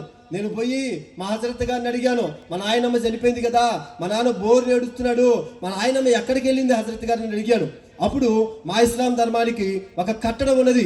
ఏంటా కట్టడం అంటే, మనిషి చనిపోయిన తర్వాత తెల్ల వస్త్రాల్లో చుట్టి కబరస్థానానికి తీసుకెళ్ళి కబర్ చేస్తారు. కబరస్థాన్ అంటే సమాధుల తోట. అక్కడికి తీసుకొని వెళ్ళి కబర్ చేస్తారు, మట్టి చేస్తారు. మట్టి చేసి వచ్చేస్తారు. ఆ రాత్రి కబర్లో ఉన్నటువంటి ఈ వ్యక్తి దగ్గరికి 2 దూతలు వస్తారు. మా ఖురాన్ ధర్మం ప్రకారము మేము నమ్మింది మీకు చెబుతా ఉన్నాను, ఇప్పుడు నమ్మింది కాదు, నేను అప్పుడు నమ్మింది చెబుతా ఉన్నాను. ఆ కబర్లో ఉన్నటువంటి వ్యక్తిని దర్శించడానికి 2 దూతలు వస్తారు. ఒకరి పేరు నంగీర్, ఇంకొకరి పేరు ముంగీర్. ఆ 2 దూతలు వచ్చి ఈ శవాన్ని లేపి కూర్చోబెడతారనమాట. మాట్లాడటం ప్రారంభిస్తారు. ఆ శవం కూడా వీళ్ళతో మాట్లాడుతుంది. వాళ్ళు 3 ప్రశ్నలు అడుగుతారు. ఆ 3 ప్రశ్నల్లో మొదటి ప్రశ్న ఏంటంటే, తెర షహదా క్యా హై అని అడుగుతారు. అంటే నువ్వు ఈ లోకంలో జీవించావు కదా, జీవించేటప్పుడు ఏ ధర్మాన్ని నువ్వు పాటించావు, ఏ ధర్మాన్ని నువ్వు అనుసరించావు? అప్పుడు ఆ చనిపోయినటువంటి ఆ వ్యక్తి యొక్క దేహం చెప్పాలి ఆ దూతలకి ఏమని, మై ముస్లిమాను, నేను ఇస్లాం ధర్మాన్ని అనుసరించినటువంటి వ్యక్తి, మై ముస్లిమాను అని చెప్పాలి. అడిగిన తర్వాత 2వ ప్రశ్న అడుగుతారు. ఏంటా 2వ ప్రశ్న అంటే, నువ్వు ఇస్లాం ధర్మాన్ని పాటించానని చెబుతున్నావు కదా, మరి అల్లాహ్కు నీకు మధ్యవర్తిగా వచ్చినటువంటి ప్రవక్త ఎవరని అడుగుతారు. అప్పుడు ఏం చెప్పాలి మనం? చెప్పండి, ఇప్పుడైతే ఏం చెబుతాం? నాకు తండ్రికి మధ్యవర్తిగా, సమాధానకర్తగా యేసు వచ్చాడని చెబుతా ఇప్పుడైతే. కానీ అప్పుడైతే అటు చెప్పకూడదు. ఖురాన్ ధర్మం ప్రకారము, అయ్యా నాకు అల్లాహ్కు మధ్యవర్తిగా వచ్చి ఖురాన్ మా చేతికి ఇచ్చినటువంటి ప్రవక్త పేరు ముహమ్మద్ సల్లల్లాహు అలైహి వసల్లం, ముహమ్మద్ ప్రవక్త, ఆయన మాకు మధ్యవర్తిగా వచ్చాడు. ఆయన కాబు అనేటువంటి ఒక ప్రాంతంలో ఉన్నప్పుడు, ఒక గుహలో ఉన్నప్పుడు జిబ్రాయిల్ గాబ్రియల్ దూత వచ్చి ఖురాన్ ఆయన చేతికి ఇచ్చాడయ్యా, ఖురాన్ ఆయనకు బోధించాడు. ఖురాన్ ఆయనకు బోధిస్తే లరా ఒక విషయం చెబుతాను వినండి. దైవ గ్రంథానికి ఖురాన్కు ఉన్న వ్యత్యాసం చెప్తాను. దైవ గ్రంథము, పరిశుద్ధ గ్రంథం ఎలా వచ్చిందో, ఖురాన్ ఎలా వచ్చిందో ఒక మాట చెప్తా వినండి జాగ్రత్తగా. జిబ్రాయిల్ దూత ద్వారా ఈ మహమ్మద్ ప్రవక్త గారికి ఖురాను బోధించబడింది. మహమ్మద్ ప్రవక్త గొర్రెలు కాచుకునేవాడు, ఆయన చదువుకోలేదు. ఆయన అన్నాడు, నాకు చదువు రాదు కదా, మరి ఈ ఖురాన్ని నేను ఎట్లాగా రాయగలను? అప్పుడు ఆయన ఏమన్నాడంటే, ఈ దూత, నేను చెప్తాను, చెప్పిందంతా కూడా నువ్వు మనసులో పెట్టుకో, హృదయంలో పెట్టుకో, నీ శిష్యులకు వాటిని బోధించు, నీ శిష్యులు వెళ్ళి వాటిని ప్రకటిస్తారు. ఆయన మొత్తం విన్నాడు. రాత్రంతా వినేవాడు, పగలు వెళ్ళి శిష్యులకు బోధించేవాడు. ఆ శిష్యులు ఏం చేసేవాళ్ళు అంటే చెదిరిపోయి ఆ ప్రాంతం అంతా ఖురాన్ని బోధిస్తూ ఉండేవాళ్ళు. అలాగ బోధిస్తున్నటువంటి దినాల్లో ఈ మహమ్మద్ ప్రవక్త మామ ఒకరోజు ఒక వ్యక్తి చెబుతున్నటువంటి ఖురాను బోధ విన్నాడు. రెండవ వ్యక్తి చెబుతున్న ఖురాను బోధ విన్నాడు. ఇతను చెబుతున్న బోధనకి అతను చెబుతున్న బోధనకి వ్యత్యాసం ఉంది, తేడా ఉంది. అది గమనించాడు. దేవదూత మాట్లాడితే వ్యత్యాసం ఉంటుంది కదా, ఒకేలాగా ఉంటుంది కదా, కానీ ఇతను చెబుతున్న మాట మరి తేడాగా ఉన్నది. దేనికి ఇలాగ జరుగుతుంది? ఇలా కాదు అని ఈ మహమ్మద్ ప్రవక్తను కూర్చోబెట్టి ఆయన ఏం చేశాడంటే చదువుకున్న వాళ్ళని పిలిపించి ఖురాన్ ఒకటి రాయించాడు. మీరు జాగ్రత్తగా వినాలి. ఆ ఖురాన్ సగం రాయించిన తర్వాత ఈ మహమ్మద్ ప్రవక్త మామ జబ్బు చేసి చచ్చిపోయాడు. అదే టైంలో ప్రవక్త కూడా చచ్చిపోయాడు. చచ్చిపోయిన తర్వాత ఇప్పుడు ఖురాన్ ఎంతవరకు కంప్లీట్ అయింది? సగం కంప్లీట్ అయింది. అప్పట్లో ఆ దేశాన్ని పరిపాలించేటువంటి ఉస్మాన్ అనేటువంటి ఒక రాజు ఉన్నాడు. ఆ రాజు ఏం చేశాడంటే సగం రాసినటువంటి ఈ ఖురాన్ ఉంది కదా, దీన్ని తగలబెట్టించేసి ఈ మహమ్మద్ ప్రవక్త శిష్యుల్ని పిలిపించి, ఒరే మహమ్మద్ ప్రవక్త మీకు ఏదైతే బోధించాడో అది చెప్పండి, దాని ద్వారా ఒక కొత్త ఖురాన్ రాయిద్దామని ఈ ఉస్మాన్ అనే రాజు తను పరిపాలన చేస్తున్న కాలంలో ఏం చేశాడంటే ఈ మిగతా శిష్యులు చెప్పినటువంటి మాటలను తీసుకొని చదువుకున్నటువంటి లేఖికుల ద్వారా ఒక ఖురాన్ని రాయించాడు. అదే ఈ రోజు ప్రజలకి అందుబాటులో ఉంది. ఖురాన్ ఎట్లాగ వచ్చింది? దేవుని దగ్గర నుంచి దేవదూతకు వచ్చింది, దేవదూత దగ్గర నుంచి మహమ్మద్ ప్రవక్తకు వచ్చింది, మహమ్మద్ ప్రవక్త నుంచి శిష్యులకు వచ్చింది, శిష్యుల దగ్గర నుంచి వాళ్ళ మావకు వచ్చింది, వాళ్ళ మావ దగ్గర నుంచి రాజుకు వచ్చింది, రాజు దగ్గర నుండి ప్రజలకు వచ్చింది. అయితే ఈ పరిశుద్ధ గ్రంథం అలాగ రాలేదు. ఈ పరిశుద్ధ గ్రంథము దేవుని ఆత్మ నుండి సేవకులకు వచ్చింది, అపోస్తులకు, ప్రవక్తలకు, 40 మంది భక్తులకు. ఆ 40 మంది భక్తులు దేవుని ఆత్మ సహాయం ద్వారా 66 పుస్తకాలు రాస్తే ఈ 66 పుస్తకాలు మన చేతికి వచ్చింది. కొట్టి చప్పట్లు గట్టిగా ఆమేన్. ఇంకా వేరే చేతులు లేవు దీంట్లో. దేవుడు, ప్రవక్తలు, ఆది అపోస్తులు, ఇక మనము అంతే. హల్లెలూయా, హల్లెలూయా. ఇప్పుడు నేను ఏం చెప్పాలి? రెండవదిగా ఏం చెప్పాలి? మాకు మధ్యవర్తిగా వచ్చింది మహమ్మద్ ప్రవక్త, ఆయన ద్వారా మాకు ఖురాన్ వచ్చింది, మహమ్మద్ సల్లల్లాహు అలైహి వసల్లం అని రెండవ ప్రశ్నగా జవాబు చెప్పాలి.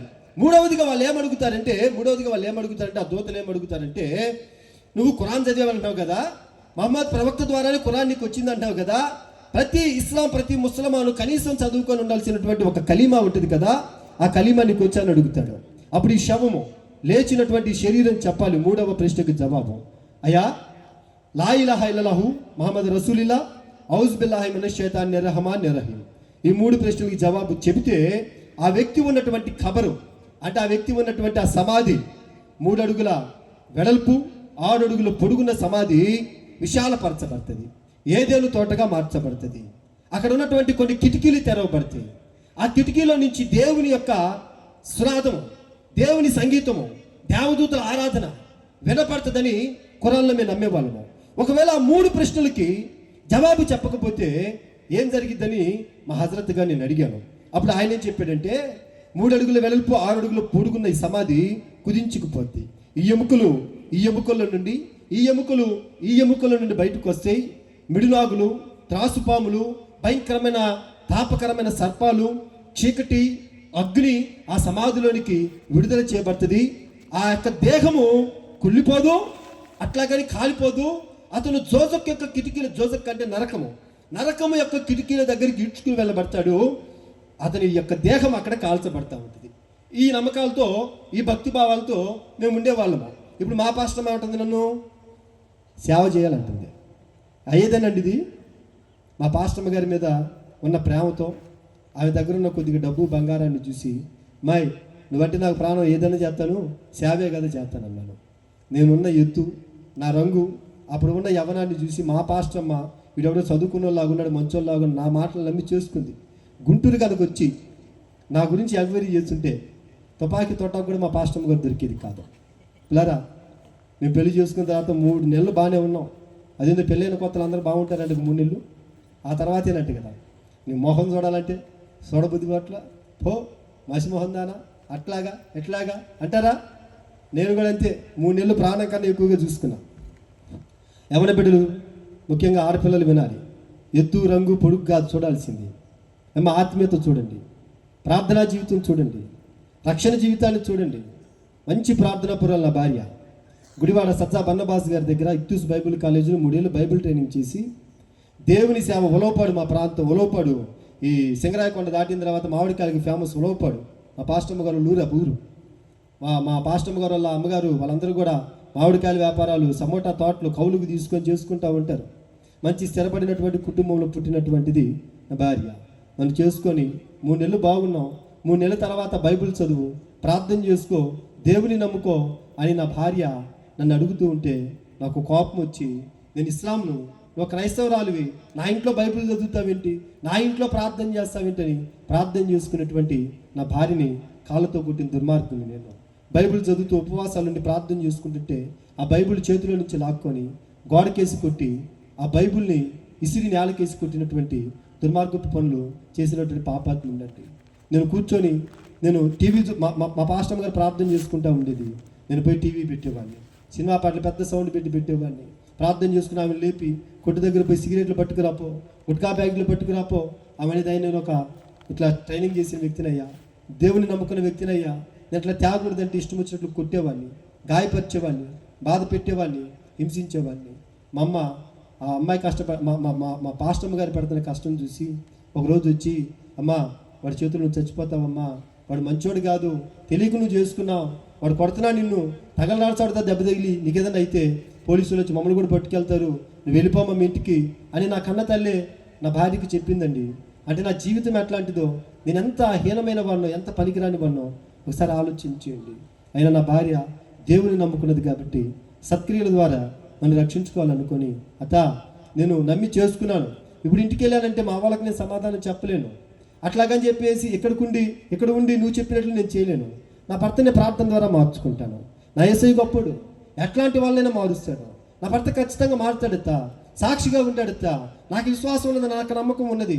మా అమ్మకు కూడా ఆశ్చర్యం వేసేది. పొద్దున్నే 4 గంటలకు లేచేది. మా పాస్టమ్మ గారు నా తల మీద చేతులు పెట్టి నేను ఫుల్లుగా దాగి పడుకొని ఉంటే కన్నీరు గార్చి ప్రార్థన చేస్తూ ఉంటే ఆమె కన్నీరు నా కన్ను గుంటలో పడి, పిల్లరా నేను తులిపల్లి చూసేవాడిని, ఏడ్చి ప్రార్థన చేస్తూ ఉండేది, ఏడ్చి మొరపెడతా ఉండేది. అట్లా 40 రోజులు ఉపవాసాలు 4 సంవత్సరాలు నా కోసం ప్రార్థన చేసింది. అయినా నాలో మార్పు రాలేదు. మూర్ఖత్వం పెరుగుతూ ఉన్నది, త్రాగుడు పెరుగుతూ ఉన్నది, విచ్చలవిడి జీవితం పెరుగుతూ ఉన్నది. గంజాయికి బానిసనైపోయా, మత్తు పదార్థాలకు బానిసనైపోయా. ఆ మత్తు పదార్థాలకి బానిసనైన నేను మత్తెక్కక ఎట్లాంటి పనులు చేసేవాడినంటే, మందు దాగి సీసా పగలు కొట్టి ఆ సీసా పెంకులు తీసుకొని చేతులు కోసుకొని శరీరం అంతా కోసుకొని భయంకరమైన చీకటి దురాత్మల చేత పీడించబడుతూ కర్రలు పట్టుకొని రోడ్ల మీద పిచ్చివాళ్ళగా కేకలు పెట్టుకుంటూ తిరుగుతూ ఉండేవాడిని.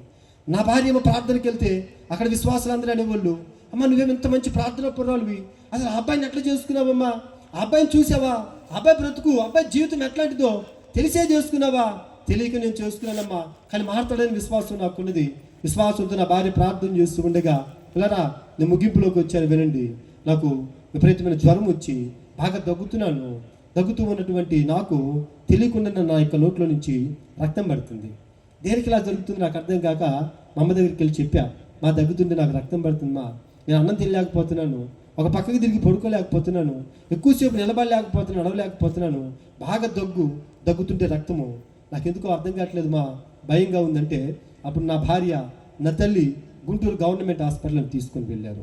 ఆ డాక్టర్ టెస్ట్ చేసి అన్నారు, అమ్మ ఈ అబ్బాయికి నెమ్ము వచ్చింది, ఈ మందులు వాడండి తగ్గిద్దని మందులు ఇచ్చి పంపించారు. ఆ మందులు 10 రోజులు వాడానైనా నాకు తగ్గట్లేదు. అప్పుడు మా ప్రాంతంలో ఉన్న వాళ్ళు చెప్పారు, అమ్మ అబ్బాయికి ఏదో జబ్బు చేసినట్టుందమ్మా, మీరు గుంటూరు పశువుల హాస్పిటల్ ఎదురు బాబురావు గారని టీబీ స్పెషలిస్ట్ ఒక ఆయన ఉన్నాడు, ఆయన దగ్గరకు తీసుకొని వెళ్ళండి, ఆ అబ్బాయికి ఆయన మంచి ట్రీట్మెంట్ ఇస్తాడంటే 2వ విడత నన్ను మరలా ఆ టీబీ స్పెషలిస్ట్ బాబురావు గారి దగ్గరికి తీసుకొని వెళ్ళారు. ఆయన నన్ను పరీక్షించి మా అమ్మలను పిలిచి చెప్పాడు, ఈ అబ్బాయికి టీబీ జబ్బు వచ్చింది, ఈ అబ్బాయి ఊపిరితిత్తులు పాడైపోయినాయి, ఈ అబ్బాయి ఇంకా బ్రతకడు, ఈ అబ్బాయిని మీరు ఇంటికి తీసుకుని వెళ్ళిపోండి, లేదు వైద్యం చేయించాలనుకుంటే గుంటూరు గోరంట్ల వెళ్ళే దూరంలో ఐడియా హాస్పిటల్ ఉంటుంది, ఆ హాస్పిటల్ తీసుకెళ్ళండి అమ్మా, ఈ అబ్బాయి 4 రోజుల్లోపే చచ్చిపోతాడు, మీరు వైద్యం చేయించడం అనవసరం, తీసుకుని వెళ్ళిపోండి అని చెప్పి మా అమ్మలకు చెప్పేశాడు. పక్కకు తీసుకుని వెళ్ళి మమ్మల్ని నన్ను చూసి ఏడుస్తున్నారు. నేను బాగానే ఉన్నాను కదా, ఎందుకు నన్ను చూసి ఏడుస్తున్నా నాకు అర్థం కావట్లేదు. కానీ దగ్గుతుంటే నా నోట్లో రక్తం పడుతుంది, అన్నం బావట్లేదు, నడవలేకపోతున్నాను, నిలబడలేకపోతున్నాను. బలహీనంగా అయితే ఉన్నాను. సరే ఇంటికి తీసుకొని వచ్చారు. మా అమ్మంది పొద్దున్నే నువ్వు చెత్తపడయ్యా ఐడి హాస్పిటల్ తీసుకుని వెళ్తానంది. ఐడి హాస్పిటల్ అనగా నాకు అర్థమైపోయింది, దేనికంటే హాస్పిటల్కి ఇంకా లాస్ట్ స్టేజ్లో ఉన్న వాళ్ళని తీసుకుని వెళ్తారు. ఇంకా 4 రోజులు 20 రోజులు చచ్చిపోయే వాళ్ళు అక్కడికి తీసుకొని వెళ్తారు. ఏం చెప్పారు డాక్టర్లు అంటే, నా తల్లి చెప్పలేదు కానీ నా భార్య చెప్పింది, బతుకమని చెప్పారయ్యా అని. నా భార్య ఒక పక్కన ఏడుస్తుంది, మా అమ్మ ఒక పక్కన ఏడుస్తున్నారు. నన్ను ఎట్లా ఏం జరగదులే, మీరు కంగారు పడొద్దు అంటున్నాను. అన్నట్టుగానే 10 రోజుల్లో నడిచి నేను మంచాన పడిపోయాను. ఇంకా లేచి నడవలేనటువంటి స్థితి ఏర్పడింది. నా భార్య నన్ను లేపి నడిపించే స్థితి. ఒక ఇడ్లీ ముక్క తినలేకపోతున్నాను, అంత మంచినీళ్ళు తాగలేకపోతున్నాను. నాకు మంచాన పడిపోయి తుప్పటి కప్పితే తుప్పటి కనపడుతుందిగా నేను కనపట్లేదు. 20 రోజులు దాటిపోయింది, శరీరం క్షీణించుకుపోతుంది. మా వాళ్ళు చుట్టాలు బంధువులు అందరూ కబురు పెట్టారు. మా వాళ్ళందరూ వస్తున్నారు, మా పేటలో వాళ్ళందరూ వస్తున్నారు. వచ్చి నన్ను చూసి ఏమంటున్నారు తెలుసా, అమ్మా ఇది ఎంత ఎగిరిగిరి పడ్డాడు, ఎంత మిడిసిపాటు పడ్డాడో, ఎంతమంది ఉసురు పోసుకున్నాడో, ఇది ఆ ఉసిరే తగిలినట్టుంది, ఇటు రేపో మాపో పోతాడు, ఈ కొంపక బట్టే దరిద్రం బాద్ది అని ప్రతి ఒక్కళ్ళు వచ్చిన వాళ్ళందరూ కూడా తిట్టి వెళ్ళటమే కానీ ఒక్క నోరు నన్ను దీవించటం లేదండి. నాకు అర్థం కావట్లేదు.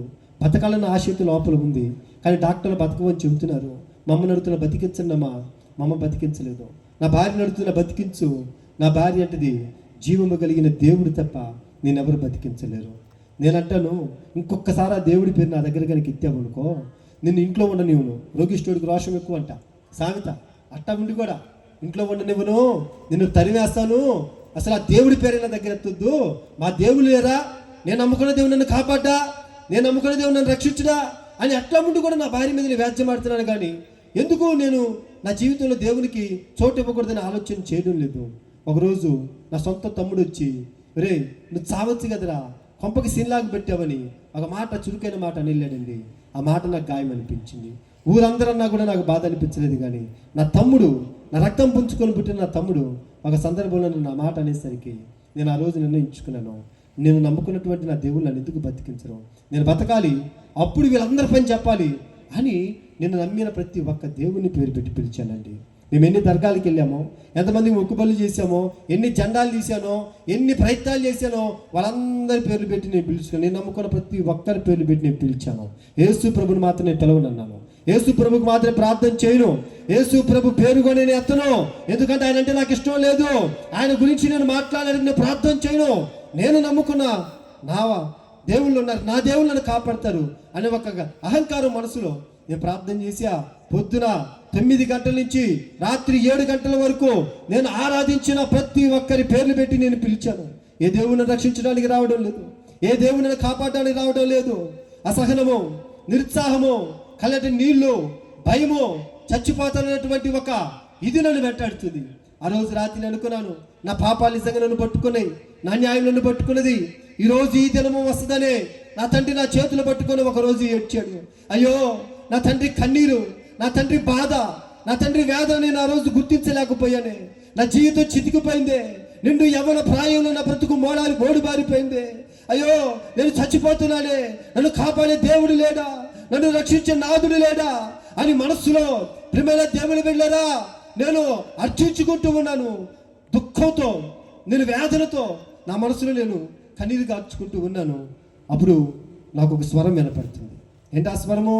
రే నువ్వు చేసుకున్న పాపాలు సామాన్యమైనవా, నువ్వు దేనికన్నా పనికొస్తావు, ఇంకా నీ జీవితం చితికిపోయిందిరా, నువ్వు పాడైపోయావురా, నువ్వు ఇటు కుటుంబానికి పనికిరావు, అటు మనుషులకు పనికిరావు, నీకు నీవే పనికిరావు, నీది ఒక బతికేనా, లేచేదన్న చేసుకొని చావు, దేనికి బ్రతుకో, లే చావు చావు అనే ఒక స్వరము నా చెవులో వినపడుతున్నది. నేను అనుకున్నాను, ఇంకా చావటం తప్ప వేరొక దిక్కు నాకు లేదు. వీళ్ళ చేత ఈ మాటలు పడేదానికన్నా ఒక్కసారిగా ఈ ఫ్యాన్కి వేలాడబడి రాత్రి నా దినములు ముగించుకుంటే చాలని ఆ రాత్రి నా భార్య నిద్రబానిచ్చి, నా ఇంటి వాళ్ళని నిద్రబానిచ్చి అక్కడ ఉన్నటువంటి చీర తీసుకొని ఫ్యాన్కి ఊరేసుకుందామని నేను లేచాను పిల్లారా. ఆ రాత్రి ఇలానే ఒక చోట ఒక దైవజనుడు వాక్యం చెబుతూ ఉన్నాడు. నా కళ్ళకు పట్టిన మబ్బు తొలగిపోయిన రాత్రి, ఆ రాత్రి నా జీవితంలో నా దేవుడు ఉదయించిన రాత్రి, నేను కట్టబడ్డటువంటి ఆ శాపపు సంఖ్యల నుంచి విడుదల కలిగిన రాత్రి, ఆ రాత్రిని మర్చిపోలేదు. నేను లేచి అలాగా సూసైడ్ చేసుకొని చనిపోదామని కూర్చున్నాను. ఒక దైవ సేవకుడు దేవుడి మాటలు చెబుతా ఉన్నాడు. ఒక పక్కన నేను చావుకు సిద్ధపడుతున్నాను, ఇంకొక పక్కన ఆయన దేవుడి మాటలు చెబుతూ ఉన్నాను. ఆయన ఏదో చెబుతా ఉన్నాడు, అవన్నీ నా బుర్రకు ఎక్కడం లేదు. నేను చావాలోచనలో ఉన్నాను. ఇక లేచి నేను ముందుకు సిద్ధపడుతున్నప్పుడు బిగ్గరగా ఆయన ఒక కేక, ఒక మాట పలికాడు. ఏంటి ఆ మాట అంటే, నా కుమారుడా, 2000 సంవత్సరాల క్రితము యేసు అని నేను నీ కొరకు మరణించాను. నువ్వెందుకు మరణించాలనుకుంటున్నావు? నువ్వెందుకు చావాలనుకుంటున్నావు అని ఒక కేక నాకు వినపడింది. ఆ మాట సూటిగా నా చెవులో పడింది, నా హృదయాన్ని తాకింది. ఒక్కసారి ఆ మాట దగ్గర నేను ఆగాను. నా కోసం మరణించిన దేవుడు ఉన్నాడా? నా కోసం చనిపోయిన దేవుడు ఉన్నాడా? నేను మరణించాలి, చనిపోవాలనుకుంటున్న విషయం నా భార్యకు తెలీదు. ఈ పాస్టర్ గారికి ఎట్లా తెలిసింది? పక్క గదిలో ఉన్న నా తల్లికి తెలియదే, ఈ పాస్టర్ గారికి ఎలా తెలిసింది? అసలు పాస్టర్ గారు ఏం చెబుతున్నారు విందాము అని ఆ రోజు దేవుని మాటలు వినటానికి నేను అలా కూర్చున్నాను. అప్పుడు దేవుని స్వరం నాకు వినపడుతున్నది.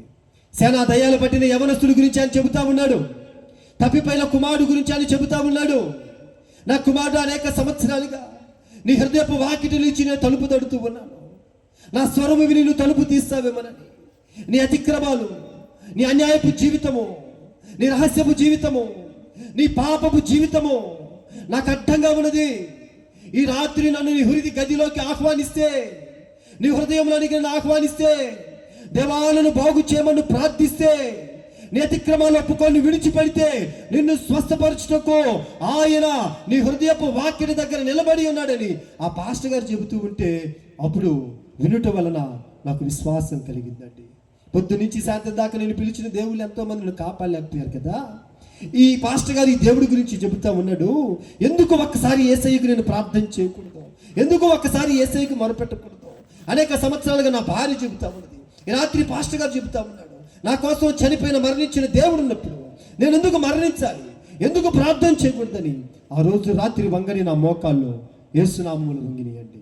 ఆ రాత్రి నన్ను నోరు తెచ్చి నాకు వచ్చి రాని ఒక చిన్న ప్రార్థన, ప్రభువా, యేసు ప్రభువా, నేను పాపినయ్యా, నేను అన్యాయంగా బ్రతికాను, త్రాగుబోతుగా బ్రతికాను, తల్లిదండ్రులకు వ్యతిరేకంగా బ్రతికాను, పరలోక రాజ్యానికి వ్యతిరేకంగా బ్రతికాను, మనుషులకు వ్యతిరేకంగా బ్రతికాను, నా యవ్వన జీవితాన్ని పాడు చేసుకున్నాను.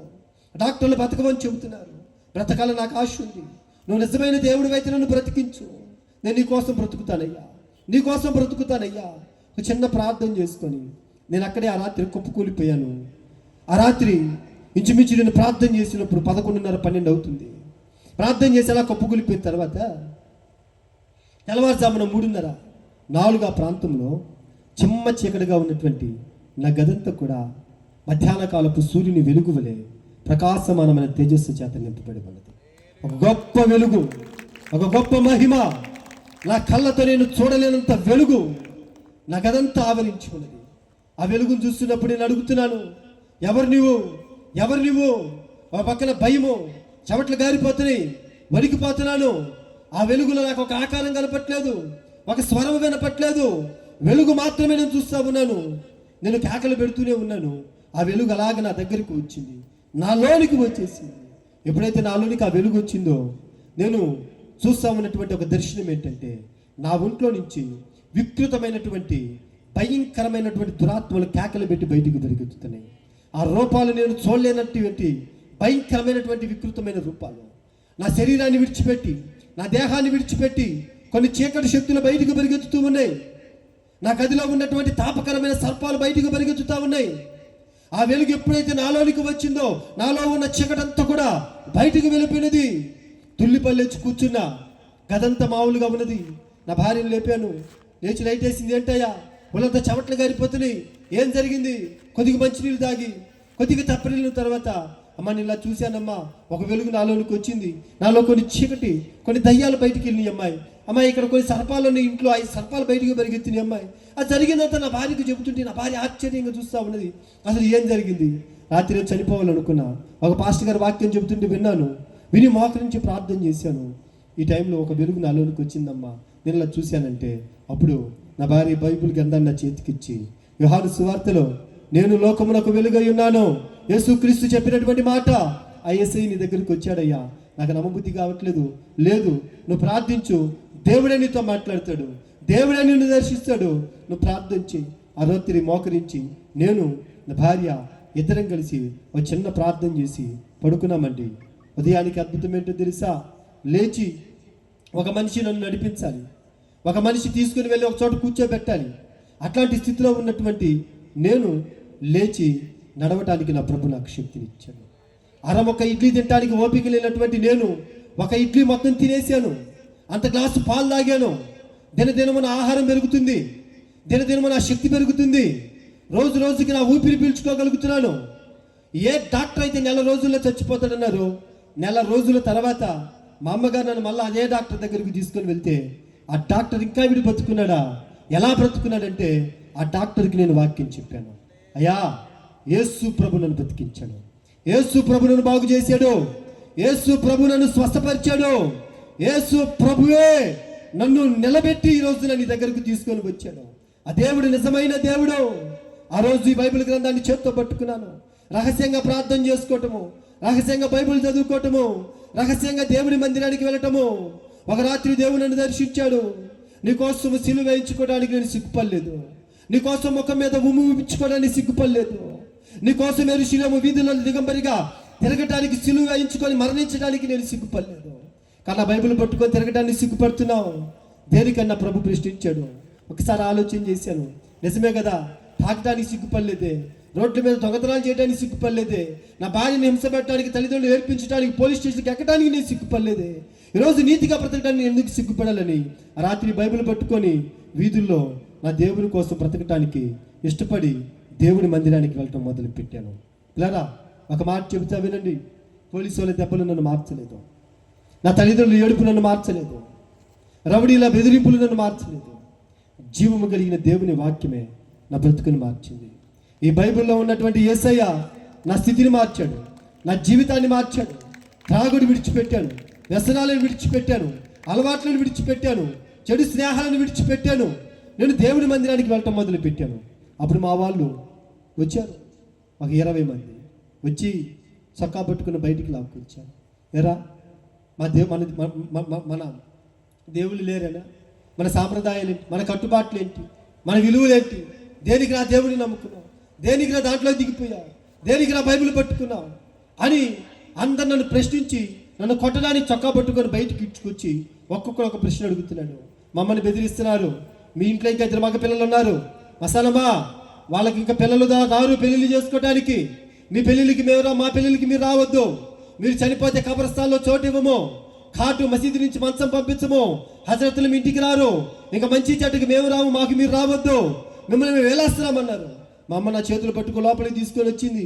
అయ్యా, దేవుని నమ్ముకుంటే నమ్ముకున్నాం, రహస్యంగా భక్తి చేసుకోరా, వద్దురా, నా మాట వినరా, వదిలిపెట్టరా అని మమ్మీ ఏడుస్తుంది. దేనికి నువ్వు బాధపడుతున్నావు, దేనికి నువ్వు భయపడుతున్నావు, వాళ్ళు చనిపోతే మంచం పంపిరంటయ్యా, మంచికి చెడ్డకి రారంటయ్యా. అప్పుడు నేను అన్నాను, అమ్మా నేను చనిపోతే నా కోసం వాళ్ళు రావాల్సిన పని లేదు. బైబిల్లో లాజరు అనేటువంటి ఒక వ్యక్తి చనిపోయాడు, ఆ వ్యక్తి దేహాన్ని తీసుకొని వెళ్ళడానికి దేవుడు దేవదూతలు పంపించాడు. నా కోసం వీళ్ళు రాకపోయినా, నా ఆయన పోయిన వాళ్ళు రాకపోయినా నా దేవుడు దూతల్ని పంపించి నన్ను తోడుకొని వెళ్తాడు. నాకు వాళ్ళ భయం లేదు, నా తల్లివి కాబట్టి నేను నీకు సమాధానం చెప్పుకోవాలి. నువ్వు చెప్పు, నేను ఇంట్లో ఉండమంటే ఉంటాను, లేకపోతే ఇల్లు విడిచిపెట్టి నేను ఇటన్నీ వెళ్ళిపోయిన దేవుని కోసం బ్రతుకుతాను. వచ్చిన వాళ్ళకు నువ్వే ఏదో ఒక సమాధానం చెప్పుకయ్యా, నేనేం చేయలేను. మా అమ్మ తలబట్టుకొని కూర్చుంది. అప్పుడు నేను బయటికి వెళ్ళి వాళ్ళ ప్రశ్న అడిగాను, ఒరే నేను తాగి తిరుగుతున్నప్పుడు వచ్చి తప్పని చెప్పలేదు, మీ ముందు దొంగతనాలకు వెళ్ళాను తప్పని చెప్పలేదు, నా తల్లిదండ్రులు ఏడిపించాను తప్పని చెప్పలేదు, నా భార్యని హింస పెట్టాను తప్పని చెప్పలేదు, నేను అన్యాయంగా జీవించాను అది తప్పు అని ఏ ఒక్కడు మీలో చెప్పలేదు. కానీ ఈరోజు నా అన్యాయపు జీవితాన్ని విడిచిపెట్టి, నా వ్యసనాలను విడిచిపెట్టి, నిజమైన దేవుని తెలుసుకొని నీతి మార్గంలో నడుస్తుంటే ఇది తప్పని చెబుతా ఉన్నారు. ఇది ఎంతవరకు న్యాయం రా? ఒక్కసారి మీరు ఆలోచించండి. నేను నీతిగా బతకాలని ఇష్టపడుతున్నాను రా, నన్ను వదిలేయండి అన్నాను. ఒకళ్ళ మొహాలు ఒకళ్ళు చూసుకొని మీరు బతికింతేరా, మీరు జీవితం ఇంతే, వీళ్ళు సచ్చినా వీళ్ళ ఇంటికి మనం రావద్దు అని మమ్మల్ని తిట్టుకుంటా ఆ 22 మంది మమ్మల్ని విడిచిపెట్టి వెళ్ళిపోయారండి. దేవుడు నన్ను పట్టుకున్నాడు, దేవుడు నన్ను నిలబెట్టుకున్నాడు. దేవుడి మందిరానికి వెళ్ళటం ప్రారంభించాను. సరిగ్గా 6 నెలల తర్వాత నన్ను కొట్టడానికి వచ్చిన 22 మందిలో 3 నాకు ఫోన్ చేసి నా చేత ప్రార్థన చేయించుకున్నారు. నన్ను కొట్టడానికి వచ్చినటువంటి ఆ 22 మంది 2 సంవత్సరాల తర్వాత ఆ 22 మందిలో 13 మంది మాకు ఇలానే సువార్త సభలు జరుగుతూ ఉంటే ఆ సభలకు వచ్చి పరిచర్య చేస్తారు. స్టేజీలు కడతారు, పోస్టర్లు అంటిస్తారు, ఫ్లెక్సీలు కడతారు, బియ్యం ఇస్తారు, మంచి కొంటారు, చెడ్డ కొంటారు, ప్రతి దానికి నిలబడుతున్నారు. హల్లెలూయా, హల్లెలూయా. ఒకని నడత యెహోవాకు ప్రీతికరమగునప్పుడు వాని శత్రువులను సైతం నా దేవుడు మిత్రులుగా మారుస్తారు. నా జీవితాన్ని దేవుడు వెలిగించాడు. ఒక మంచి సహవాసంలోనికి నడిపించి చక్కటి ఒక నాయకత్వం కింద నన్ను కట్టి ఈ రోజున ఒక 3 చోట్ల పరిచయం చేయడానికి ప్రభు కృపనిచ్చాడండి. నా ఇంటికి దీవెనగా, మా ప్రాంతానికి దీవెనగా, మా ప్రాంతంలోని యవనస్తులకు దీవెనగా నా ప్రభు నన్ను మార్చాడు. ఒకప్పుడు నేను ముందు పోతూ ఉంటే వెనకనే వాళ్ళు ఎన్నో లారీ కొట్టిపోతాడన్నమ్మని. ఇప్పుడు నేను ముందు పోతూ ఉంటే లేచి వందనాలయ్యా, ఇంటికి వచ్చి ప్రార్థన చేసి వెళ్ళయ్యా, నీలాంటి బిడ్డ మాకెందుకు పుట్టలేదయ్యా అని ప్రతి నోరు నన్ను దీవిస్తూ ఉన్నది. ఈ గాడిదకి ఘనత ఎక్కడి నుంచి వచ్చిందో తెలుసా? నేను ఎప్పుడు యేసుక్రీస్తు నమ్ముకున్నాను. యేసయ్య నాకు ఆ ఘనతనిచ్చాడు, యేసయ్య నాకు ఆ గౌరవాన్ని ఇచ్చాడు, యేసయ్య నాకు ఒక ఘనమైనటువంటి జీవితాన్ని ఇచ్చాడండి. ఆ రాత్రి నన్ను ప్రేమించి పిలిచిన దేవుడే ఈ రాత్రి నిన్ను ప్రేమించి పిలుస్తూ ఉన్నాడు. ఈ క్రైస్తవం అనేది ఒక కులం కాదు, మతం కాదు పిల్లరా, ఇదొక మార్గము. పరలోకానికి వెళ్ళడానికి ఒక మార్గము. నేను నిజమైన దేవుడిని నమ్ముకొని ఈ రోజున పరలోకానికి ఒక మార్గాన్ని నేను ఎంచుకున్నాను. ఈ రాత్రి ఈ సాక్ష్యం వింటూ ఉన్నారు. నా సాక్ష్యాన్ని బట్టి నువ్వు దేవుడిని నమ్ముకోమని చెప్పట్లేదు. ఈ పరిశుద్ధ గ్రంథాన్ని ఒకసారి చదవండి, మంచి హృదయంతో చదవండి. ఈ పరిశుద్ధ గ్రంథంలో ఉన్నటువంటి దేవుడి సత్యవంతులని మీరు గ్రహిస్తే ఈ రాత్రి విన్న స్థలాల్లోనే మోకరించి చిన్న ప్రార్థన చేయండి. నన్ను దర్శించిన దేవుడే మిమ్మల్ని దర్శిస్తాడు. నా బ్రతుకుని మార్చిన దేవుడే మీ బ్రతుకుని మారుస్తాడు. ఈ రాత్రి ఈ సాక్ష్యాన్ని మీ అందరి జీవితంలో నా ప్రభు నీరు కట్టిన తోటగా మార్చునుగాక. నాకు అవకాశాన్ని ఇచ్చినటువంటి దేవాతి దేవుణ్ణి నేను స్తుతిస్తున్న ఆహ్వానించిన దేవ సేవకులు సీమోనయ్య గారికి నా ప్రత్యేకమైన వందనాలు తెలియజేసుకుంటున్నాను. చిన్న ప్రార్థన చేసుకుని నేను సమయాన్ని సేవకులకు అప్పగిస్తాను. తలలో వచ్చుదాము, చిన్న ప్రార్థన చేసుకుందాము. పరిశుద్ధుడా, ప్రేమాస్వరూపి, సకల ఆశీర్వాదములకు కారణభూతుడా, మీ ఘనమైన పాదాలకు వందనాలు, స్తుతులు, స్తోత్రాలు తండ్రి. గడిచిన కాలమంతా కూడా మమ్మల్ని సజీవులుగా ఉంచి కాచి కాపాడి ప్రభా ఈ రాత్రి ఇటు రీతిగా మీరు స్తుతించి ఘనపరిచినట్లుగా ప్రభా ఈ అమరావతి ప్రాంతంలో సీమోనయ్య గారి ద్వారా వారి పరిచయం ద్వారా మీరు ఇచ్చిన ఈ సమయాన్ని బట్టి స్తుతిస్తున్నాను. ప్రభా నన్ను మీరు ఎలా రక్షించుకున్నారు, మీరు ఎలా బలపరిచారు, చీకటిలో ఉన్న నన్ను ఎట్లాగా ఆశ్చర్యకరమైన వెలుగులోనికి నడిపించే సాక్షిగా నేను పెట్టాను. ప్రభా నా సాక్ష్యాన్ని ఇక్కడ పంచుకోవడానికి మీరు కృపనిచ్చారు. ప్రభా ప్రతి మాట నీ బిడ్డల వెలుగుడిలో ఈ శబ్ద యంత్రము ద్వారా ఎక్కడ వరకు వినపడినో అక్కడ వరకు మీ ఆత్మ కార్యాలు జరిగించి ప్రతి కుటుంబాన్ని, ప్రతి జీవితాన్ని వెలిగించి ఈ ప్రాంతం అంతటినీ ప్రభానాన్ని మీకోసం మండించమని దైవజనులు సీమోనయ్య గారు పడుతున్నటువంటి ప్రయాసకు తగినటువంటి ప్రతిఫలాన్ని మీరు అనుగ్రహించమని ఈరోజు జరిగించిన కూడికను బట్టి నన్ను వాడుకున్న విధానాన్ని బట్టి మీరు స్తుతిస్తూ ప్రభా రేపు ఎల్లుండి జరగనైనటువంటి కూడికలను కూడా మీ కృపగలిగిన హస్తాలకు అప్పగించు. యేసు క్రీస్తు వారి శక్తి కలిగిన నామమున ప్రార్థన చేసి అడిగి పొందుకుని నామ పరమ తండ్రి, ఆమేన్, ఆమేన్. మరొకసారి నేను అందరికి వందనాలు తెలియజేసుకుంటూ నా మాటలు ముగిస్తూ ఉన్నాను. మా కోసం, మా పరిచయం కోసం ప్రార్థన చేయండి. మీకోసము, ప్రాంత ప్రజల కోసము, దైవ సేవకులు సీమోనయ్య గారి కోసం, పరిచయం కోసం ప్రార్థన చేస్తాము. God bless you.